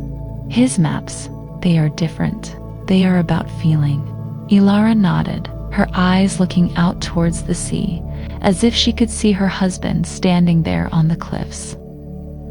"Arthur was not a man of numbers," she explained. "He sailed the seas his whole life. He had all the modern instruments on his ships. GPS, radar, all of it. He knew how to use them. But he said they only told you where you were. They did not tell you how to be there. He said they made you blind. You look at a small screen instead of the sky. You listen to a computer voice instead of the wind." She turned her clear blue eyes back to Rowan. "He believed that the world was always talking to you. The sound of the waves tells you if a storm is coming. The flight of the birds tells you where the fish are. The feel of the wind on your skin tells you if the weather is changing. The stars, they were his oldest friends, his most reliable map. He said you just had to learn the language. His maps, they were his dictionaries. His way of writing down the words he had learned. Ilara's simple explanation was a revelation to Rowan. It was not a rejection of science. It was something that went alongside it, a deeper, more ancient knowledge. Arthur was not a primitive man rejecting technology. He was a wise man, choosing to use the oldest tools as well as the newest ones. He was a man who had understood that there was more than one way to know the world. He had understood that a place was not just a point on a grid. It was a story. It was a feeling. It was a song. Ilara opened the small wooden gate. "Come in," she said. "Come in and sit for a while. The path is long. You must be tired." Rowan stepped through the gate into the sheltered, fragrant world of the garden. The wind was a distant whisper here. The air was warm and still. Ilara led her to a small wooden bench that was placed against the inside of the stone wall, in a spot that caught the full warmth of the afternoon sun. They sat together in a comfortable silence for a few minutes, surrounded by the scent of herbs and the soft buzzing of bees. Rowan felt a sense of peace that was so deep it was almost overwhelming. She had set out this morning on a journey to a place, a lighthouse. But she had found something else. She had found a person. She had found the heart of the maps. She had found Ilara, and in finding Ilara, she felt she was finally, truly beginning to understand the great, quiet wisdom of Arthur, the stargazer who had charted the world not with lines, but with love. Chapter 5. The Language of the Sea. Rowan sat on the simple wooden bench in Ilara's garden for a long time. The warmth of the sun soaked into her back, a gentle, healing heat. The air was soft and still, protected by the high stone wall. It was a pocket of peace in a world of wind and waves. She watched Ilara move about her garden, her hands tending to the plants with a quiet, practiced grace. Ilara did not talk much. She did not need to. Her presence was a comforting silence, a stark contrast to the anxious, empty silence Rowan had lived with for so long. Rowan felt a sense of calm she had not known was possible. It was not just the beauty of the garden or the warmth of the sun. It was the feeling of being in the presence of something true. Ilara was true. Her garden was true. The memory of her husband Arthur felt true. After a while, Ilara came and sat on the bench beside her. She held 2 white mugs, steam rising from them in the cool air. She handed one to Rowan. It was a simple herbal tea made from mint and lemon balm that grew in a large pot near the bench. The smell was clean and fresh. The taste was warm and sweet. They sat together, sipping their tea, looking out over the colorful flowers towards the distant blue line of the sea. The roar of the waves was a soft, muffled sound here, a gentle reminder of the wild world that lay just beyond the garden wall. Rowan finally broke the comfortable silence. Her voice was soft. "It must have been a good life," she said, not sure if she was talking about Ilara or Arthur, or both of them. Ilara took a slow sip of her tea before she answered. She did not look at Rowan. She kept her eyes on the horizon. "It was a life," she said simply. "It had hard days and it had easy days. It had storms and it had sunshine, just like the sea. Arthur used to say that you cannot love the sea only when it is calm. You have to love it when it is angry, too. You have to respect its power. It is the same with a life." Rowan thought about her own life. She had only loved it when it was calm, when the data made sense, when the discoveries came easily, when the storms came, when she felt lost and empty. She had not known what to do. She had only known how to run away. She looked at Ilara's hands, resting on her lap. They were wrinkled and stained with soil, but they were strong hands. hands that had held on through storms. Ilara seemed to sense her thoughts. She turned her pale blue eyes to Rowan. "Arthur was not always so wise," she said with a small smile. "When he was a young man, he was all about the engines and the charts. He wanted to conquer the sea, to master it with his machines. He thought his knowledge was bigger than the ocean. The ocean taught him otherwise. It taught him that his knowledge was very, very small. It taught him that respect was more important than mastery. That is when he started making his maps. It was his way of saying sorry to the sea, his way of starting to listen instead of just shouting." The story made Arthur even more real to Rowan. He had not been born with this deep wisdom. He had learned it. He had struggled. He had been like her. The thought was a comfort. It meant that this way of seeing the world was not a gift you were born with. It was a skill you could learn. "He made so many maps," Rowan said, thinking of the collection of parchments covering her cottage floor. "He made one for every secret the coast told him," Ilara said. "He had his favorites, the ones that were the hardest to learn." She stood up and walked over to a small wooden shed that was tucked into a corner of the garden. The shed was as weathered and gray as the stone wall. She opened the door and disappeared inside for a moment. When she came out, she was holding a roll of parchment. It looked different from the others Rowan had seen. The paper was darker, more heavily stained, and it was tied with a piece of old, faded blue ribbon. Ilara came back to the bench and sat down. She held the scroll in her lap for a moment, her fingers stroking the old ribbon. "This one was a special challenge," she said. "This one is not about seeing. It is about listening. It is a map of sounds." She carefully untied the blue ribbon and unrolled the parchment on the bench between them. Rowan leaned closer. The map showed a different part of the coast, a rugged and confusing jumble of small coves and rocky points that lay to the north of the lighthouse. There were very few drawings on this map. There were no twisted trees or flat stones. The path was a faint, dotted line, but all along the path there were notes. They were notes about sound.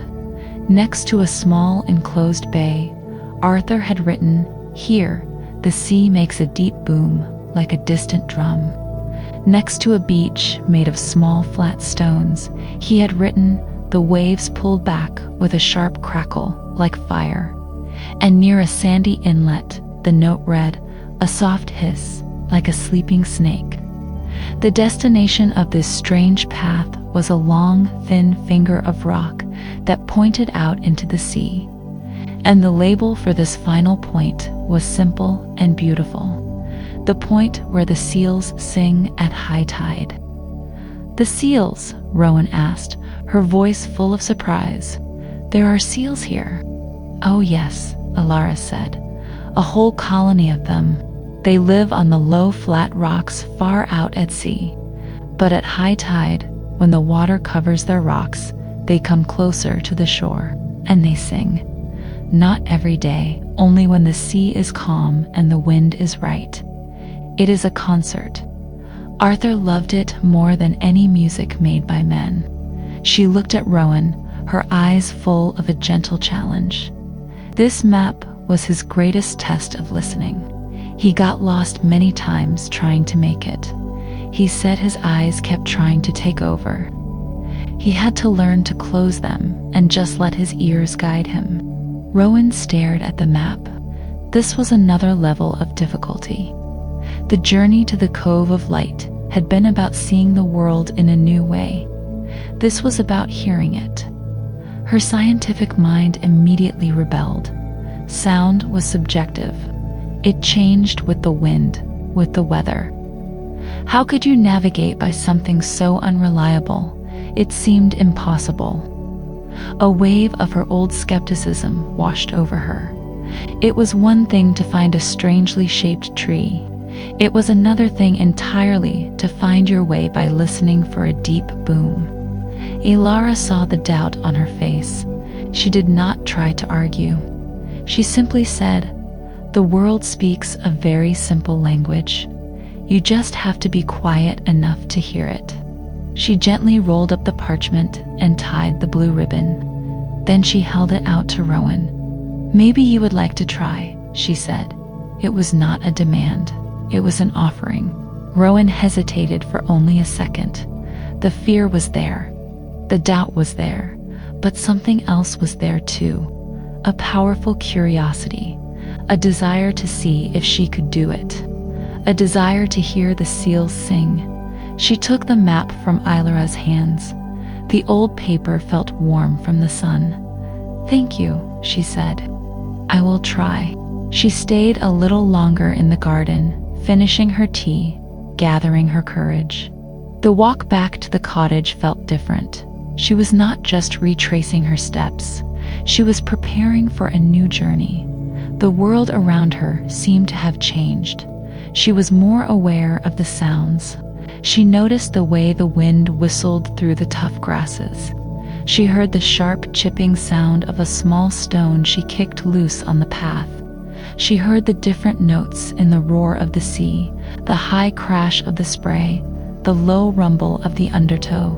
The world had always been making these sounds. She had just never had a reason to listen. She spent the next day preparing. This journey felt more serious, more difficult. She studied the tide charts she had found in a drawer in the cottage. The highest tide was in the late afternoon.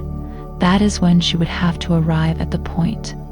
She studied the map of sounds for hours, trying to memorize the sequence of noises, the deep boom, the sharp crackle, the soft hiss. It felt like learning a new piece of music. In the afternoon, she did not go for a long walk. Instead, she went down to the stony beach below the cottage. She did not walk along it. She just sat on a large piece of driftwood and closed her eyes. She listened. She tried to separate the sounds. She tried to hear the individual notes in the great orchestra of the sea. It was difficult. At first, it was just a wall of noise. But slowly, as she sat there, as her mind grew calmer, she began to hear the details. She heard the way the water slapped against the big rocks, a wet, heavy sound. She heard the way it moved through the smaller pebbles, a soft, rattling sound, like 1,000 tiny bones being rolled back and forth. It was a start. The next day, she set out. The sky was a clear, bright blue, and the sea was a deep, calm azure. The wind was a gentle breeze. It was a perfect day for the seals to sing. She felt a nervous excitement, the same feeling she used to get before a major astronomical event, before a solar eclipse or a meteor shower. She had her backpack with water and food. She had her sturdy boots on her feet, and she had the map of sounds in her pocket. The path started in a direction she had not yet explored, leading north from the cottage along a wild, untamed stretch of coast. The first part of the journey was straightforward, a simple walk along the cliff tops. Her goal was to find the first sound landmark, the enclosed bay where the sea made a deep boom. She walked for nearly an hour, the coastline rising and falling in a series of rugged headlands and sheltered coves. She passed several coves, but she did not hear a boom. She heard a rush, a slap. She began to feel frustrated. Her old habits of thought returned. She started to think about distance, about time. How far should she have gone? Was she walking too fast, too slow? The familiar knot of anxiety began to tighten in her chest. She felt foolish. She was walking through a beautiful landscape on a beautiful day, and she was filled with a sense of failure because she could not hear a specific noise. This was ridiculous. She was a scientist. She dealt with facts, with measurable phenomena. She was out here chasing a ghost, a sound that might not even exist, based on the poetic scribblings of a long-dead sailor.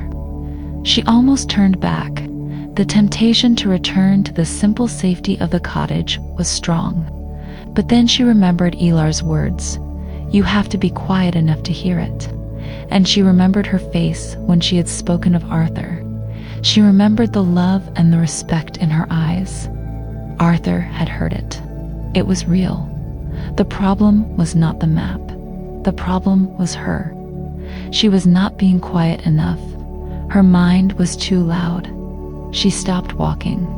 She found a flat rock to sit on, one that overlooked the sea. She did not look at the map. She did not think about the destination.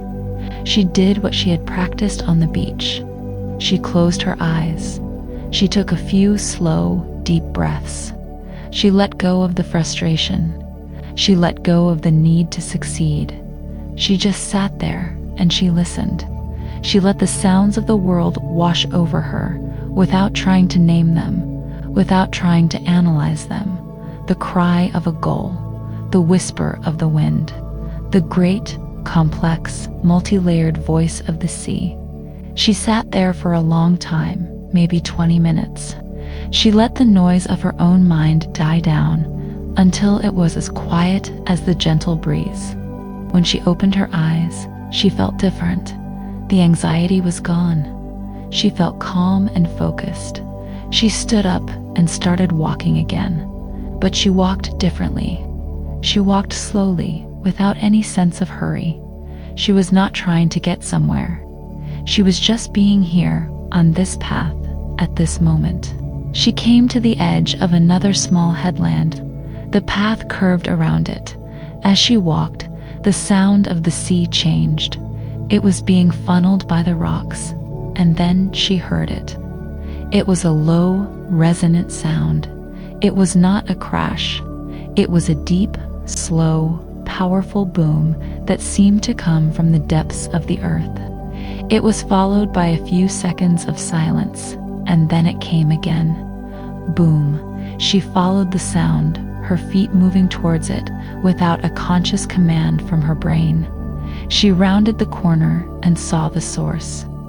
It was a small, deep cove, almost completely enclosed by high, dark cliffs.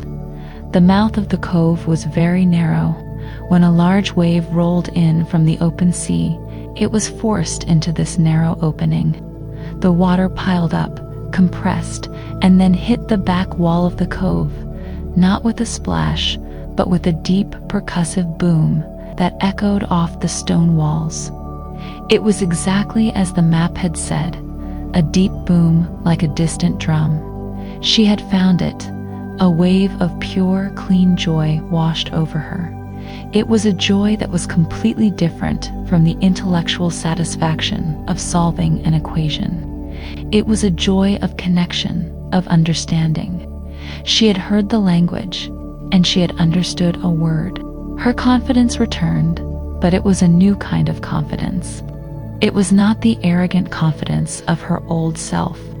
It was a quiet, humble confidence, a trust in the map, and a trust in her own ability to listen. She continued on her way, her ears now her primary sense of direction. She came to a long, sloping beach made of small, flat pieces of gray slate. She stood at the top of the beach and listened. As a wave pushed up the shore, it made a soft, rushing sound. But as the water drained back, it pulled the thousands of small, flat stones with it, and they made a sound that was sharp and dry and complex, a sound like a crackling fire. It was another perfect match. Another word understood. The journey became a game, a conversation with the coastline. She found the sandy inlet where the waves hissed. She found the spot where the water falling from a high ledge sounded like a silver bell. Each discovery was a small victory, a confirmation that she was on the right path. She was no longer just a visitor here. She was a participant. She was reading the story that the sea and the land were telling together. The sun was beginning to sink lower in the sky. The light was turning from a bright. She knew that high tide was approaching. According to the map, the final destination was just around the next headland. She felt a growing sense of anticipation, a nervous flutter in her stomach. What if she got there and there were no seals? What if she had misread the signs? What if the wind was not right? She took a deep breath and walked around the final corner. The landscape that opened up before her was stark and beautiful. It was a long, narrow point of black rock that stretched far out into the sea. The rock was low and flat, scoured clean by the waves. It looked like a pier built by giants. The sea on both sides was a deep, calm blue. The tide was very high. The water was only a few feet below the top of the rock she was standing on. The place felt remote, ancient, and profoundly wild. She walked out to the very end of the point. She found a comfortable spot to sit, her legs dangling over the edge, her backpack beside her. She looked out at the vast expanse of water. There was nothing. No boats, no birds, and no seals. There was only the gentle slap of the water against the rock below her, and the immense, peaceful silence of the late afternoon. She waited. She did not feel impatient. She felt a deep sense of peace. She had made it. She had followed the map of sounds. She had found this place. Even if the seals did not come, the journey itself had been the reward. She had learned something new and precious about the world and about herself. She was content to just sit here at the edge of the world and watch the light change on the water. She sat for a long time. The sun dipped lower, painting the western sky in shades of orange and pink. The tide reached its peak. The water was now so high that it washed gently over the edges of the rock she was sitting on, swirling around her boots. It was the top of the world, the moment of perfect balance between the rising and the falling. And then she heard it. It started with a single voice, a low, mournful, beautiful note that rose up from the water, somewhere to her right. It was not a bark, it was not a grunt. It was a note of music, pure and clear and haunting. She turned her head, her heart pounding, and she saw him. A large, dark head had surfaced, the sleek, wet skin shining in the golden light. The seal looked at her with huge, dark, intelligent eyes. He let out his long, sad note again. Then another voice joined in from the left. This one was higher in pitch, a more playful sound. Another head appeared, then another, and another. Soon the calm water all around the point was dotted with the dark, curious heads of the seals, and they began to sing. It was not a chaotic noise. It was a chorus, a conversation. Some voices were deep and low, a mournful bass line. Others were high and questioning. They called back and forth to each other, their voices weaving together to create a complex, unearthly music. It was the wildest, most beautiful, most heartbreaking sound Rowan had ever heard. It was the sound of a world that had nothing to do with humans, a world of deep water and ancient rhythms. It was a song of the tides, a song of the salt, a song of the deep. Rowan did not move. She barely breathed. Tears began to well up in her eyes and spill down her cheeks. They were not tears of sadness.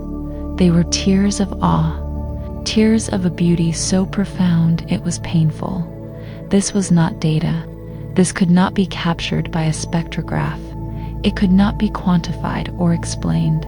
It could only be experienced. It was a moment of pure, unmediated wonder. Her analytical mind, the part of her that had ruled her life for so long, was completely silent. It had no words for this. It had no tools to measure it. It could only surrender. And in that surrender, in that moment of just being, of just listening to the wild music of the sea, another thick layer of her old, protective armor simply dissolved, washed away by the song and the salt. She felt open. She felt connected. She felt a part of the wild, beautiful, singing world. Chapter 6. The Sky After the Storm. The concert of the seals became a turning point for Rowan. The experience had been so profound, so far beyond the realm of her scientific understanding, that it had fundamentally shifted something deep within her. It was one thing to follow a map to a beautiful cove, an experience of light and form. It was another thing entirely to be serenaded by wild creatures, to be a solitary audience for an ancient, untranslatable music. She walked back to the cottage that evening in a daze of quiet wonder, the haunting notes of the seal song echoing in her mind. The golden light of the setting sun bathed the landscape in a soft, forgiving glow. The world did not look the same. The rocks, the sea, the tough, wind-blown grass, all seemed to be humming with a secret life, a secret language that she was just beginning to learn. The days that followed were gentle and slow.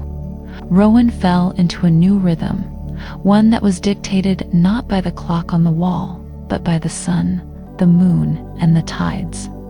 She would wake with the first light, her body naturally attuned to the dawn.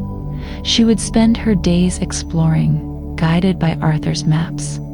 She followed a path to a place called Whispering Grass Hill and stood on its summit with her eyes closed, listening to the soft, sibilant rustle of the long grass as the wind moved through it, a sound like 1,000 quiet secrets being shared.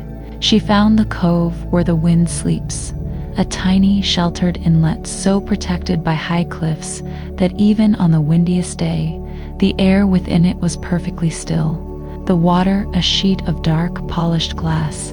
Each journey was a lesson. Each destination was a reward. She was learning to see the world through Arthur's eyes, and in doing so, she was rediscovering her own. Her mind, once a frantic hive of data and anxiety, was becoming quiet and observant. The heavy weight of her burnout, the feeling of being empty and lost, had not vanished entirely, but it had transformed.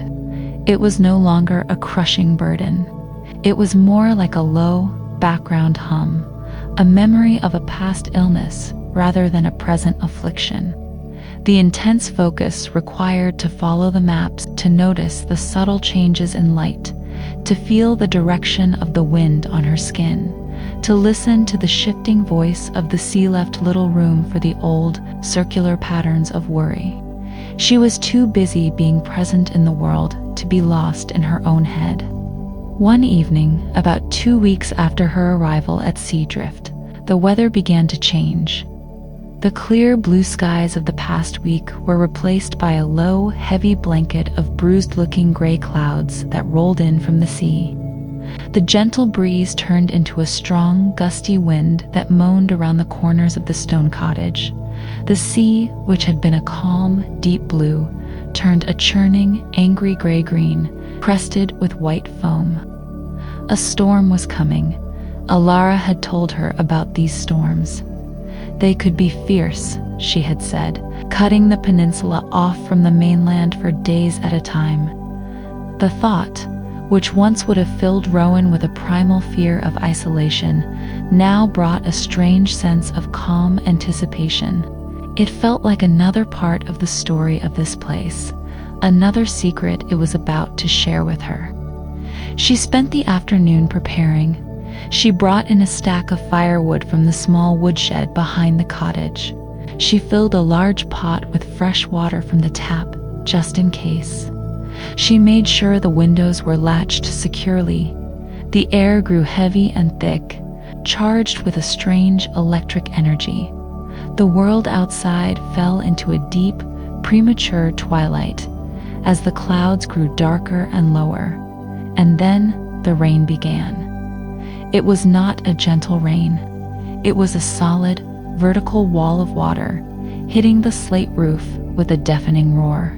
The wind howled, a wild, elemental scream. The small stone cottage, which had sometimes felt like a lonely cage, now felt like a safe, sturdy womb. It was a tiny bubble of warmth and shelter in the midst of the vast, wild chaos. Rowan had not made a fire yet.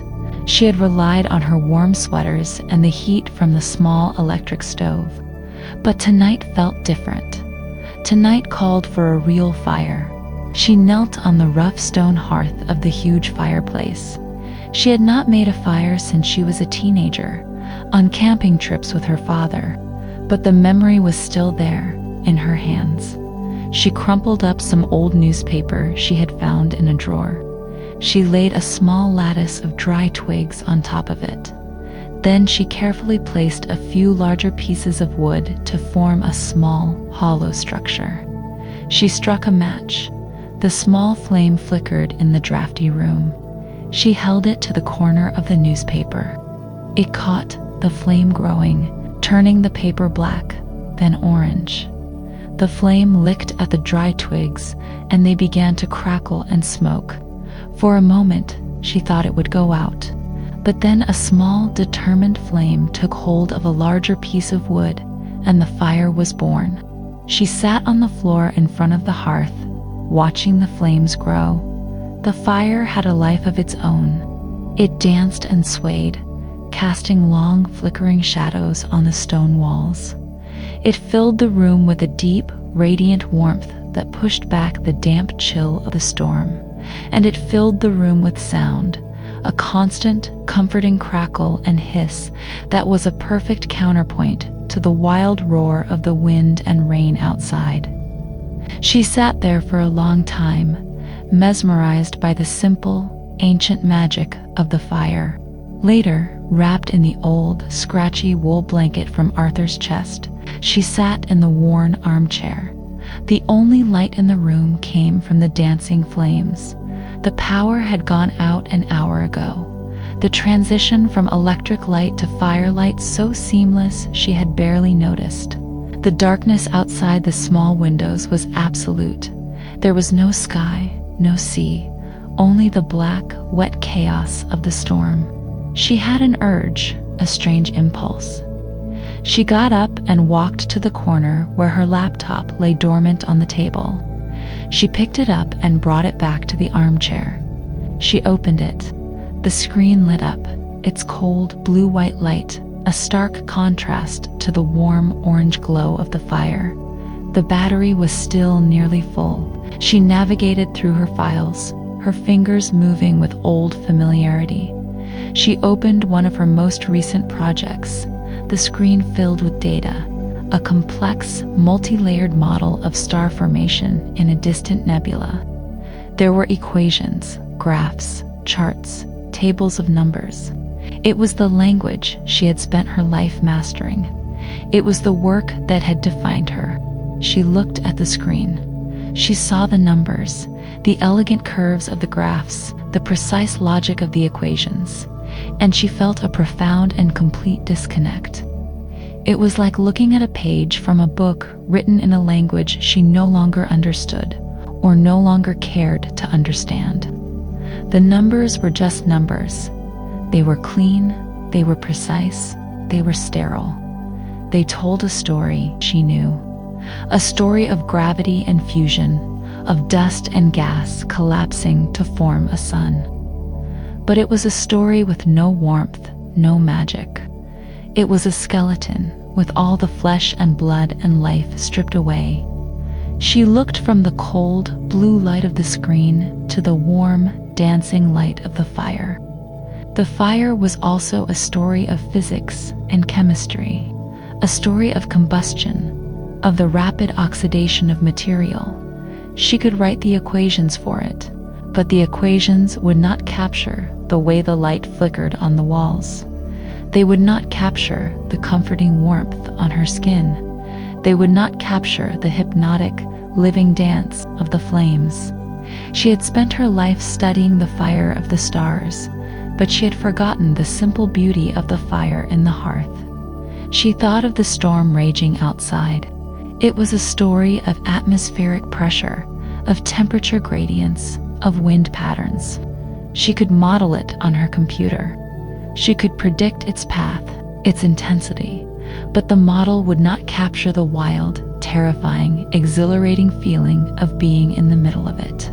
It would not capture the sound of the wind screaming like a living creature. It would not capture the feeling of being safe and small in a world that was vast and powerful. She closed the laptop. The cold blue light vanished. The room was once again filled with the warm, living glow of the fire. The decision was not a conscious one. It did not come with a flash of insight or a moment of drama. It was a quiet, certain knowing that settled over her, as gentle and inevitable as the falling rain. She was not going back. She could not go back to that life, to that way of seeing the world. She did not know what her future would be. She did not know how she would make a living or where she would live. All she knew was that the path she had been on had come to an end. The person who had lived in that world of data and abstraction was not the person sitting here now, in this small stone cottage, listening to the storm and the fire. That person was a ghost.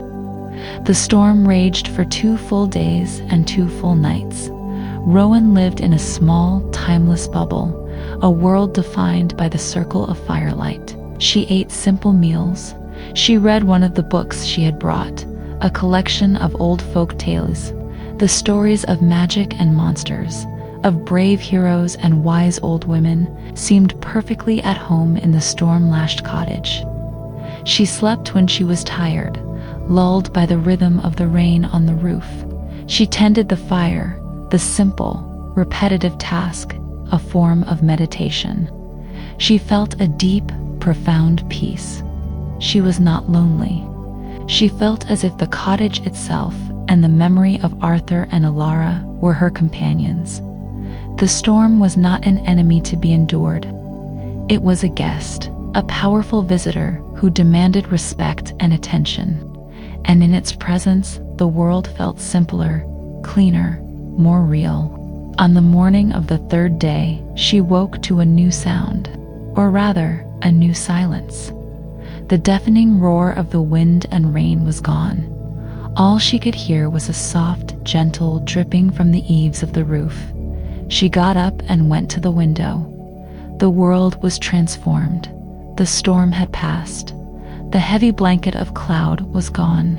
The sky was a deep, dark, velvety indigo, a sky that had been scrubbed clean by the wind and the rain. And in that sky, scattered like a king's ransom of diamonds on a piece of dark blue velvet, were the stars. She had never seen them like this, not even through the most powerful telescopes. From her city office, she could see a handful of the brightest stars, their light faint and washed out by the city's orange glow. From remote mountain observatories, she had seen a clearer sky. But she had always seen it through the lens of science, as a field of data to be collected. She had never just looked. Her heart began to beat faster. A feeling of pure, childish excitement, a feeling she had not felt in 20 years, bubbled up inside her. The Perseid meteor shower. In all the drama of the last few weeks, she had completely forgotten. The peak was tonight. This was the reason she had come here in the first place, her one small, desperate goal. She almost ran to the corner to get her telescope. The impulse was automatic. Stars meant a telescope. That was the rule of her life. She started to set it up, her hands moving with their old, practiced efficiency. But then she stopped. She looked at the complicated instrument, at its lenses and dials and metal tripod. It felt like a barrier, a filter, a way of keeping the sky at a distance. She thought of Arthur. She thought of Elara's words. He said, "They made you blind. You look at a small screen instead of the sky." She pushed the telescope back into the corner. She would not use it. She went to the closet and pulled out the old, heavy wool blanket from Arthur's chest. She put on her warmest coat and her boots. She opened the heavy cottage door and stepped outside. The air was cold and clean and sharp, like a drink of ice water. The ground was wet, and small puddles reflected the starlight like scattered pieces of a broken mirror. The sound of the sea was a gentle, rhythmic shush, the calm breathing of a giant who had tired himself out with his own rage. She walked away from the cottage, away from the small glow of its windows, out into the middle of the dark, open field.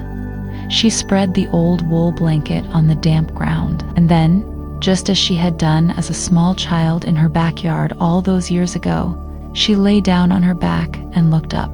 The sight that met her eyes made her gasp. It was not a sky, it was a universe. The sheer number of stars was overwhelming. There was no empty black space. The darkness was just a backdrop for a shimmering, glittering, endless tapestry of light. There were the bright, familiar stars of the constellations, but between them, where she had always seen blackness, there were thousands, millions of other, fainter stars, a fine dust of silver light, the Milky Way, the great river of stars that was her own galaxy, stretched from one horizon to the other, a luminous, cloudy band that was not white, but was full of subtle color, of soft pinks and pale yellows. She lay there, wrapped in Arthur's blanket, and felt a sense of awe so profound it bordered on fear. It was the feeling of being infinitesimally small in the face of something infinitely large. But it was not a frightening smallness. It was a liberating smallness. Her problems, her anxieties, her career, her failures, they were all so insignificant, so meaningless, in the face of this majestic, silent, cosmic spectacle. She thought of the maps. She found the North Star, Polaris, the star that Arthur would have used to find his way home. She saw the familiar shape of the Big Dipper, which his map had called the Fisherman's Net. She saw Cassiopeia, which he had called the Lighthouse Beam. She was looking at two maps at once, the map of science, of Greek myths and official names, and the map of Arthur, the map of this specific place, this piece of coast. And she saw, for the first time, that they were not two different maps. They were the same map. They were just two different ways of telling the same story. The story of finding your way in the dark. And then the first meteor fell. A bright silver streak, silently and swiftly drawn across the darkness, and then gone. A collective gasp of wonder escaped her lips, even though there was no one to hear it. Then another fell, in a different part of the sky, and another. Soon they were falling every few seconds. Bright, sharp lines of light, falling like silent silver rain. The Perseids, the debris from a long-dead comet burning up in the Earth's atmosphere. She knew the science of it. But tonight, the science felt like a small, dry fact next to the overwhelming, magical beauty of the experience. It was not a meteor shower. It was the sky falling in silent, beautiful tears. It was the universe putting on a show just for her. She lay there for hours, her neck stiff, her body cold, but she did not care. She was not an astrophysicist. She was not Dr. Rowan Cole. She was just a small human being, lying on a small planet, wrapped in an old sailor's blanket, watching the sky fall. And in that moment, she felt a connection she had never felt before. A connection between the vast, cosmic scale of the universe and the small, intimate scale of her own life. The stars above her were the same stars that had guided Arthur on the sea. The atoms in her body had been forged in the heart of a star, just like one of the millions she was looking at. The salt on the wind was made of the same elements as the distant nebulae, the sea and the sky, the earth and the stars, her own small life and the vast life of the cosmos. They were not separate things. They were all part of the same great, beautiful, mysterious story. The wonder she had lost, the wonder she had been so desperately searching for, had not just returned. It was bigger, deeper, and more profound than ever before. It was not just wonder for the sky. It was wonder for everything. Chapter 7. A Shared Sky. Rowan did not know when she finally fell asleep. One moment she was watching the silver rain of the meteors, her mind a universe of quiet awe. The next, she was waking to a world painted in the soft, gentle colors of dawn. She was still on her back, wrapped in Arthur's heavy wool blanket. The ground beneath her was cold and damp, and a fine layer of dew had settled on the rough fabric, glittering like a second field of stars. Her body was stiff and her neck ached, but she felt a sense of deep, peaceful contentment that was entirely new. She sat up slowly, the blanket falling into her lap, and looked out at the world. The storm had washed everything clean. The air was so clear it felt sharp in her lungs. The sea was a calm, deep blue, and the sky was a pale, perfect canvas of pink and gold. The anger of the storm was gone, leaving behind a profound and gentle peace. The experience of the meteor shower had settled deep inside her. It was not a fleeting moment of beauty.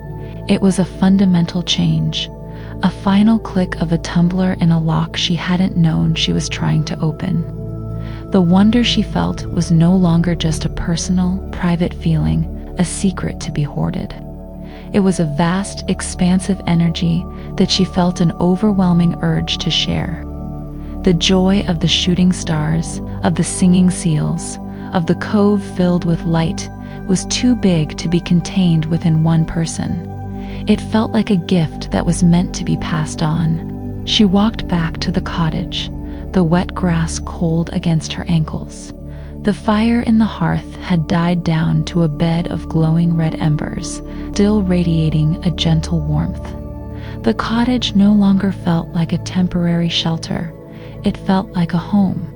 It had protected her through the storm, and it had been her base camp for the journeys that had changed her life. She felt a deep affection for its rough stone walls, its worn wooden floors, its quiet, steadfast presence. Later that morning, she felt a pull to go back to the lighthouse. She needed to see Alara. She needed to tell her about the sky after the storm. She needed to try and put into words the immense gratitude she felt for the maps, for Arthur's quiet wisdom that had been her guide. The walk along the cliff path was a different journey now. She was no longer a hesitant explorer, trying to decipher a strange language. She was a confident traveler, walking through a familiar and beloved landscape. She noticed everything. When she arrived at the lighthouse garden, she found Alara on her knees, just as she had been the first time. She was carefully weeding a bed of young carrots, her movements slow and patient. She looked up as Rowan approached the gate, and her weathered face broke into a warm, genuine smile. It was the smile of someone greeting an old friend. "The sky was beautiful last night," Alara said, her voice full of a quiet satisfaction. She had seen it too. Of course she had. She had been watching the sky from this spot for more than half a century. "It was," Rowan said, her own voice full of a quiet awe that was still fresh. "I've never seen anything like it. I feel like I'd never really seen the stars before last night." Alara patted the soil around a tiny carrot seedling. "Arthur always said the sky is best after a good storm," she said. "He said the world holds its breath, and you can see forever." Rowan leaned on the wooden gate. "Alara," she began, her voice a little hesitant. "I don't know how to thank you for telling me about Arthur, for letting me use his maps." Alara looked up at her, her pale blue eyes clear and direct.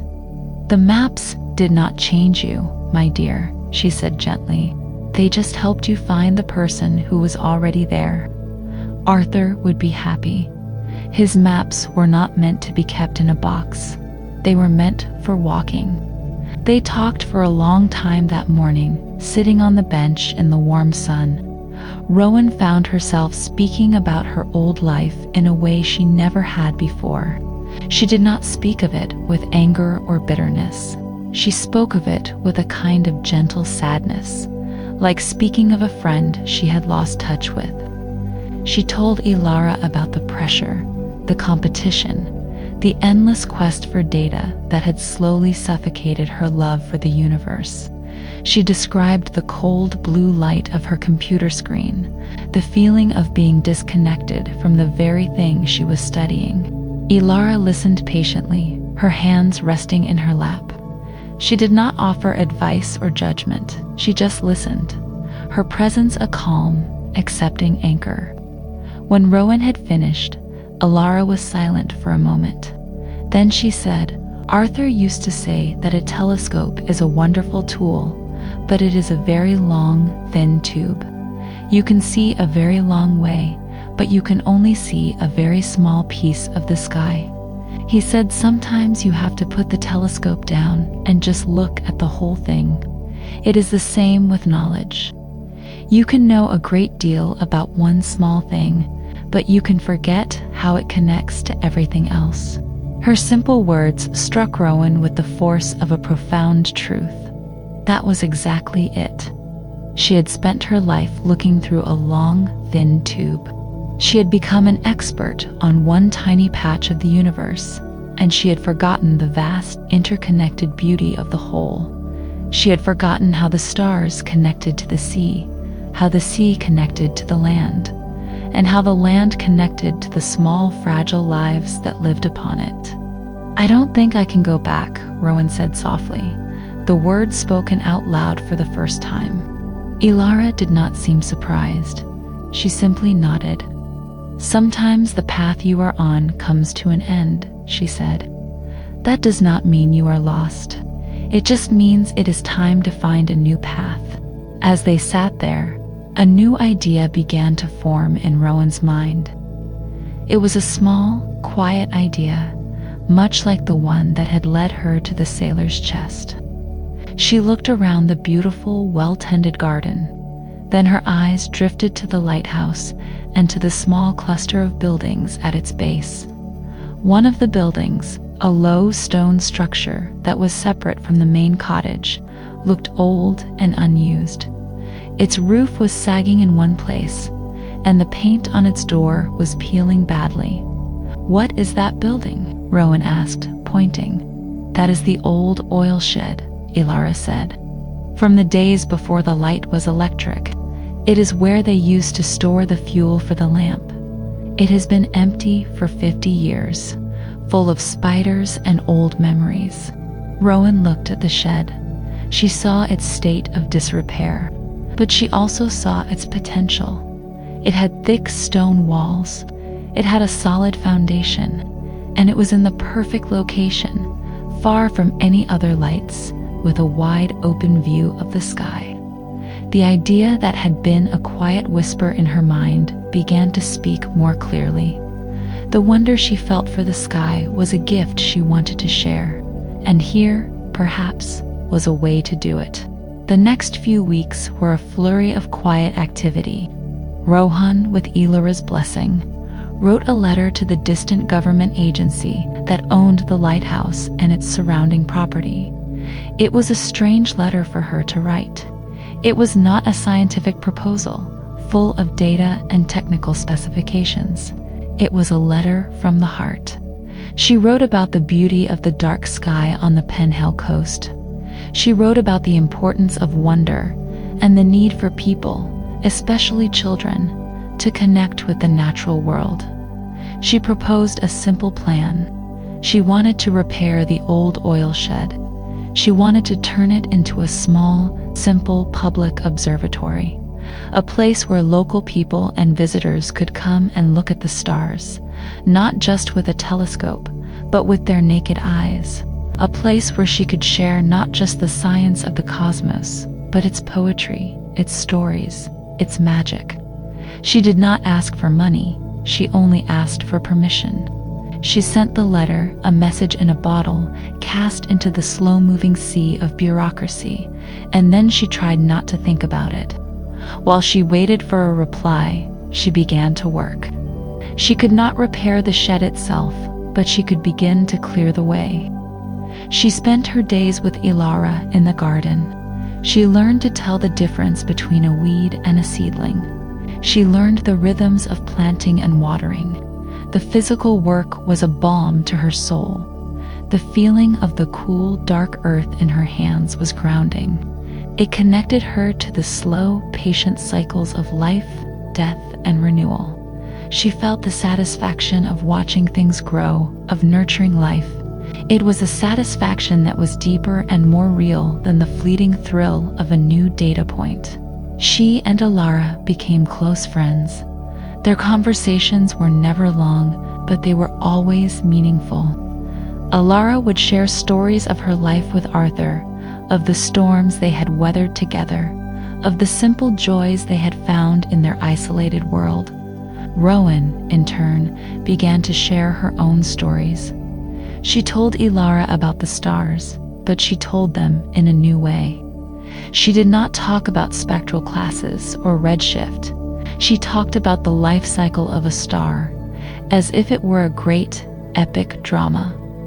She described the swirling colors of a nebula not as ionized hydrogen and oxygen, but as a vast, cosmic watercolor painting.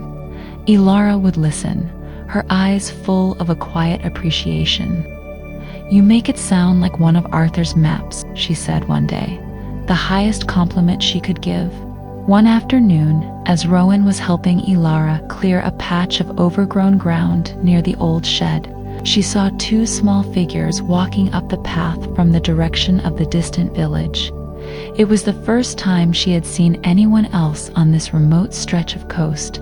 As they got closer, she saw that it was a woman and a young girl, probably her daughter. They were carrying a small basket. The girl, who was no more than 8 or 9 years old, looked at Rowan with wide, curious eyes. The woman smiled shyly. "Hello," she said to Ilara. "We brought you some jam. My mother said to thank you for the herbs you gave her." Ilara's face lit up. "Oh, that is lovely of you, Sarah," she said. "And how is young Maya?" The girl Maya hid behind her mother's legs, peeking out at Rowan. Rowan smiled at her, a gentle, open smile. She was not used to being around children, but she felt no awkwardness. Maya, seeing her smile, took a small step forward. "What are you doing?" the girl asked, her voice a small, clear bell. She was pointing at the pile of stones and weeds Rowan had been clearing. "We're just tidying up a bit," Rowan said. Then, on an impulse, she added, "We're making a space. Can you see Saturn from here?" Rowan was taken aback. She had not expected such a specific question. "Yes," she said, surprised and delighted. "Yes, you can. On a clear night, you can see its rings." The girl's face was a perfect picture of awe. "Wow," she whispered. Her mother looked at Rowan with a new interest. The visit was a small thing, but it felt significant. It was a sign, a connection to the small community that lived a few miles down the road, a community that Rowan had barely been aware of. The idea of the observatory was no longer just an abstract plan. It now had a face, the face of a young girl who wanted to see the rings of Saturn. A month after she sent her letter, a reply came. It was a thin, official-looking envelope. Her hands trembled as she opened it. The letter inside was short and full of bureaucratic language, but the message was clear. Permission was granted. The agency considered the old shed a derelict structure, and they were happy for a local volunteer to take responsibility for its upkeep. They wished her well in her community outreach project. Rowan let out a whoop of pure joy. She ran from the cottage, the letter clutched in her hand, and all the way up the path to the lighthouse garden to tell Ilara. Ilara's reaction was one of quiet, profound happiness. Arthur would have liked that, she said, her voice thick with emotion. He always wanted to share what he saw. The news of the Stargazer and her strange project spread slowly through the small, tight-knit community of the village. One day, a man appeared at the cottage. He was a fisherman, his face weathered by the sun and sea. He said he had heard she was fixing up the old shed. He said the roof was in a bad way and that he was good with roofs. He offered to help. A few days later, the local carpenter came, offering to build a new, sturdy door. Sarah, Maya's mother, organized a small group of people to help clear the thick, overgrown vegetation from around the shed. Rowan was overwhelmed by the quiet, unasked-for generosity. These people did not know her, but they were willing to help. They were drawn in by the simple, powerful idea of creating a space to look at the sky. The work on the shed became a communal effort. The fisherman, whose name was Thomas, expertly repaired the sagging roof, making it strong and watertight. The carpenter, a quiet man named Ben, built a beautiful new door of solid oak. The villagers worked together to clear the land and repair the stone walls. Rowan worked alongside them, her hands growing calloused, her muscles aching in a good way. She was no longer an outsider, a temporary visitor. She was part of something. She was part of a community, brought together by a shared purpose. She felt a sense of belonging that she had never experienced in the competitive, individualistic world of academia. As the physical structure of the shed was being repaired, Rowan began to plan the inside. She did not want it to be a cold, scientific space. She wanted it to be warm and welcoming. She painted the inside walls a deep, dark blue, the color of the twilight sky. Ben the carpenter built simple wooden benches along the walls, and in the center of the roof, Thomas and Ben worked together to create the most important feature, a large square section of the roof that could be manually rolled back, opening the small building up completely to the night sky. It was a simple, clever piece of engineering built with ropes and pulleys. It was a mechanism that Arthur would have appreciated. The final piece of the puzzle was her telescope. She had not touched it since the night of the storm. It had sat in the corner of the cottage, a silent reminder of her old life. Now it had a new purpose. One sunny afternoon, she carefully dismantled it, cleaned every lens, and carried it, piece by piece, up the path to the nearly finished shed. She set it up in the center of the room, on the solid stone floor. It no longer looked like a cold, alien object. It looked like a tool waiting to be used, a bridge between the human eye and the vastness of the cosmos, a way to share the sky. The shed was ready. It was no longer the old oil shed. It was something new, a place of wonder, a place of connection, a place for stories. Chapter 8. The Sea Drift Observatory. The day of the informal opening arrived on a clear, crisp evening in early autumn. The air had a new chill to it, a promise of the colder months to come, but the sky was a vast, cloudless dome of the deepest indigo. The moon was a slender, silver crescent, low in the western sky, its faint light not bright enough to wash out the fainter stars. It was a perfect night for stargazing. Rowan felt a nervous flutter in her stomach, a feeling she hadn't experienced in months. It wasn't the old, familiar anxiety of failure or inadequacy. It was a new feeling, a bright, fizzy excitement mixed with a gentle fear of the unknown. This was not a presentation of a scientific paper to a room of critical peers.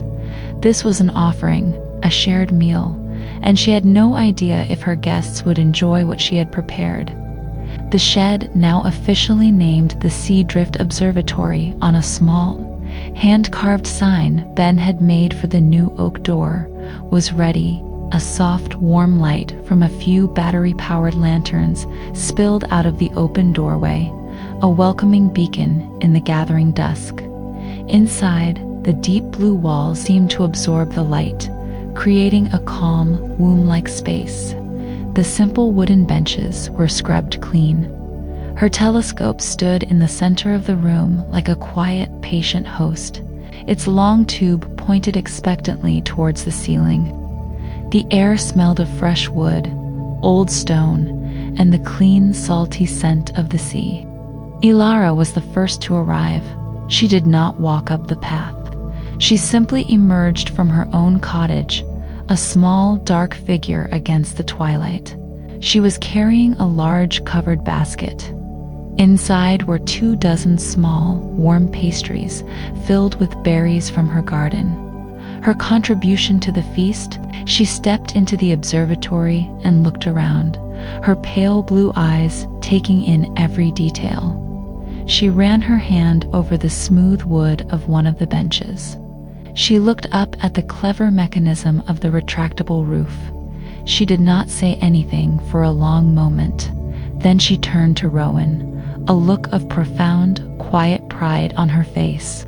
"Arthur would have loved this," she said, her voice soft. "He always said the sky was a story that belonged to everyone." Coming from Ilara, it was the highest praise imaginable, and it settled Rowan's nervous heart.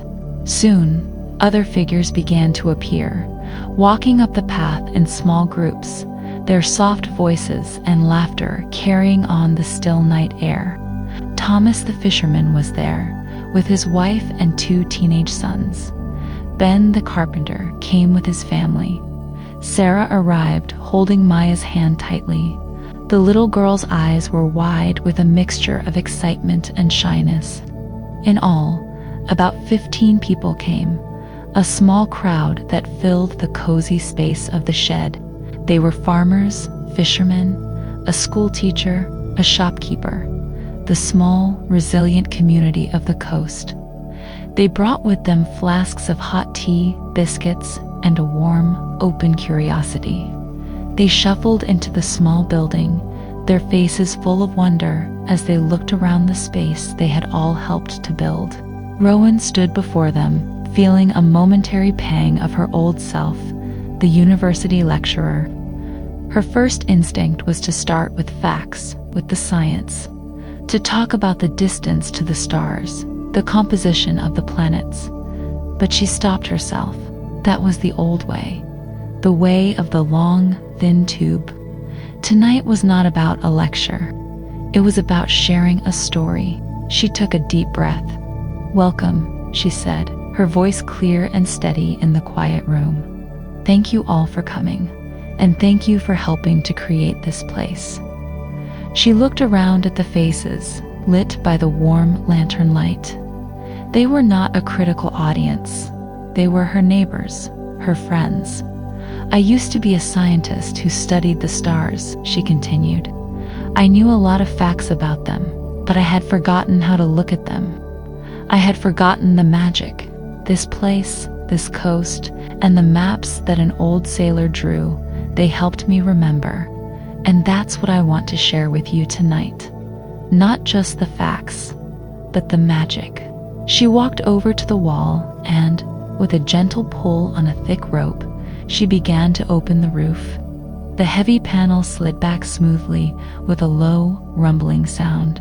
A perfect, dark square of the night sky appeared above them, a window into the infinite. A collective gasp went through the small crowd as they looked up.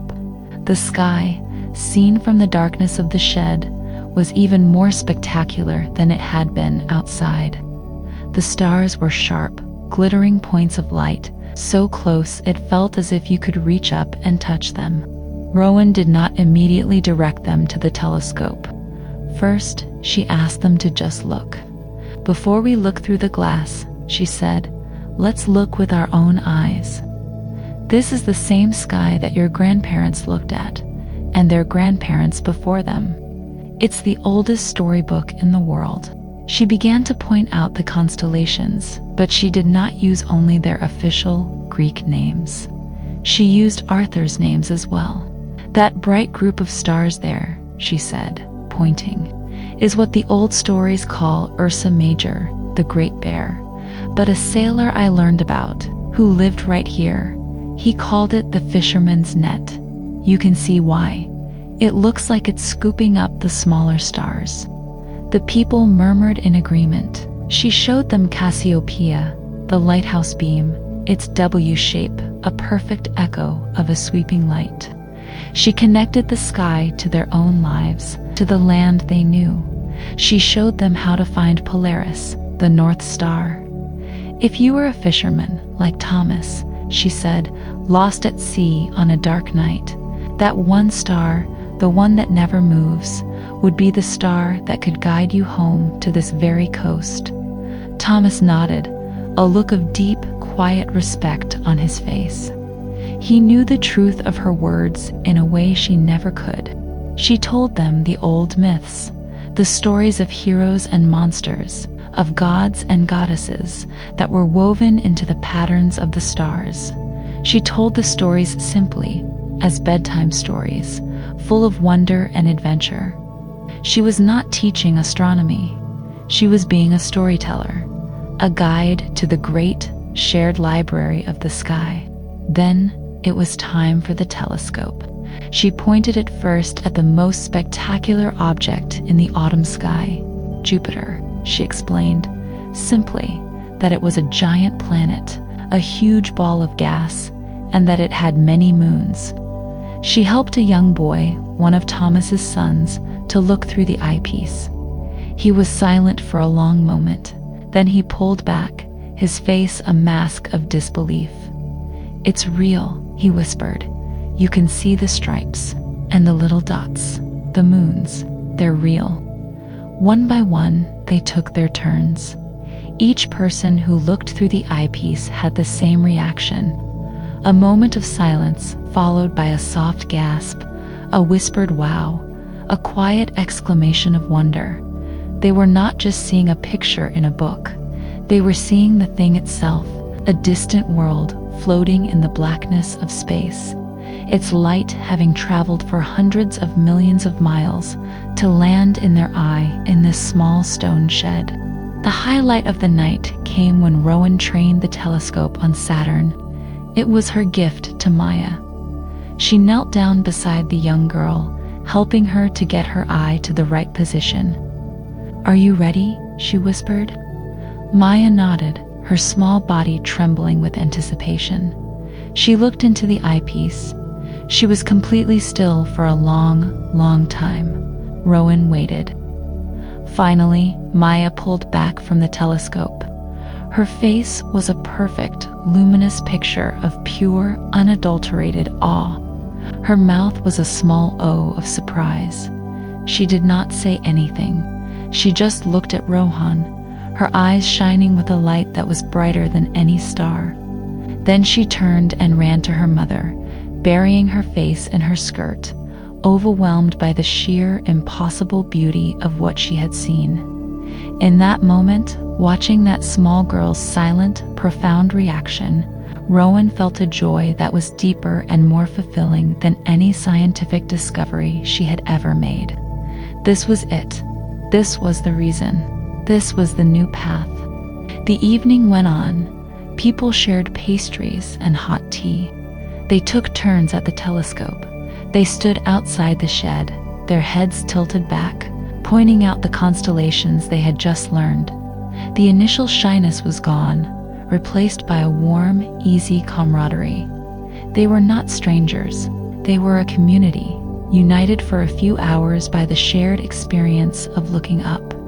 They were connected to each other, and they were connected to the vast, beautiful universe that surrounded them. As the night grew late and people began to say their goodbyes, their faces were full of a quiet, happy peace. They thanked Rowan, not with formal words, but with warm smiles and a simple "that was amazing." Sarah, Maya's mother, came up to her just before they left. "Thank you," she said, her voice full of genuine emotion. "I don't think she will ever forget tonight." I don't think any of us will. Finally, only Rowan and Alara were left. The visitors had gone, their flashlights bobbing down the dark path back to the village. The two women stood together in the silent observatory, the square of stars brilliant above them. You have found your new path, Rowan, Alara said softly. Arthur was a keeper of the light for the sea. It seems you are to be the keeper of the light for the sky. Rowan looked up at the endless, glittering field of stars. She thought of her old life, of the cold office, the sterile data, the profound loneliness. It felt like a story about someone else, a person she had once known long ago. She had come to this coast searching for a reprieve, a temporary escape. She had been running away from a life that had lost its meaning. She had not expected to run towards a new one. She had not expected to find a home. She had sought solitude and silence, and instead she had found community and a new voice. Her new life was here. It was a life woven from the threads of the sea, the sky, the land, and the people who lived here. It was a life of sharing wonder, of telling stories, of helping people to see the magic that was all around them and all above them. It was not a life of grand discoveries or celebrated publications. It would be a quiet life, a simple life, a life of small, profound moments of connection, like the moment a young girl first sees the rings of Saturn, like the moment you realize the stars have stories to tell, like the moment you understand that you are not just an observer of the universe, but a small,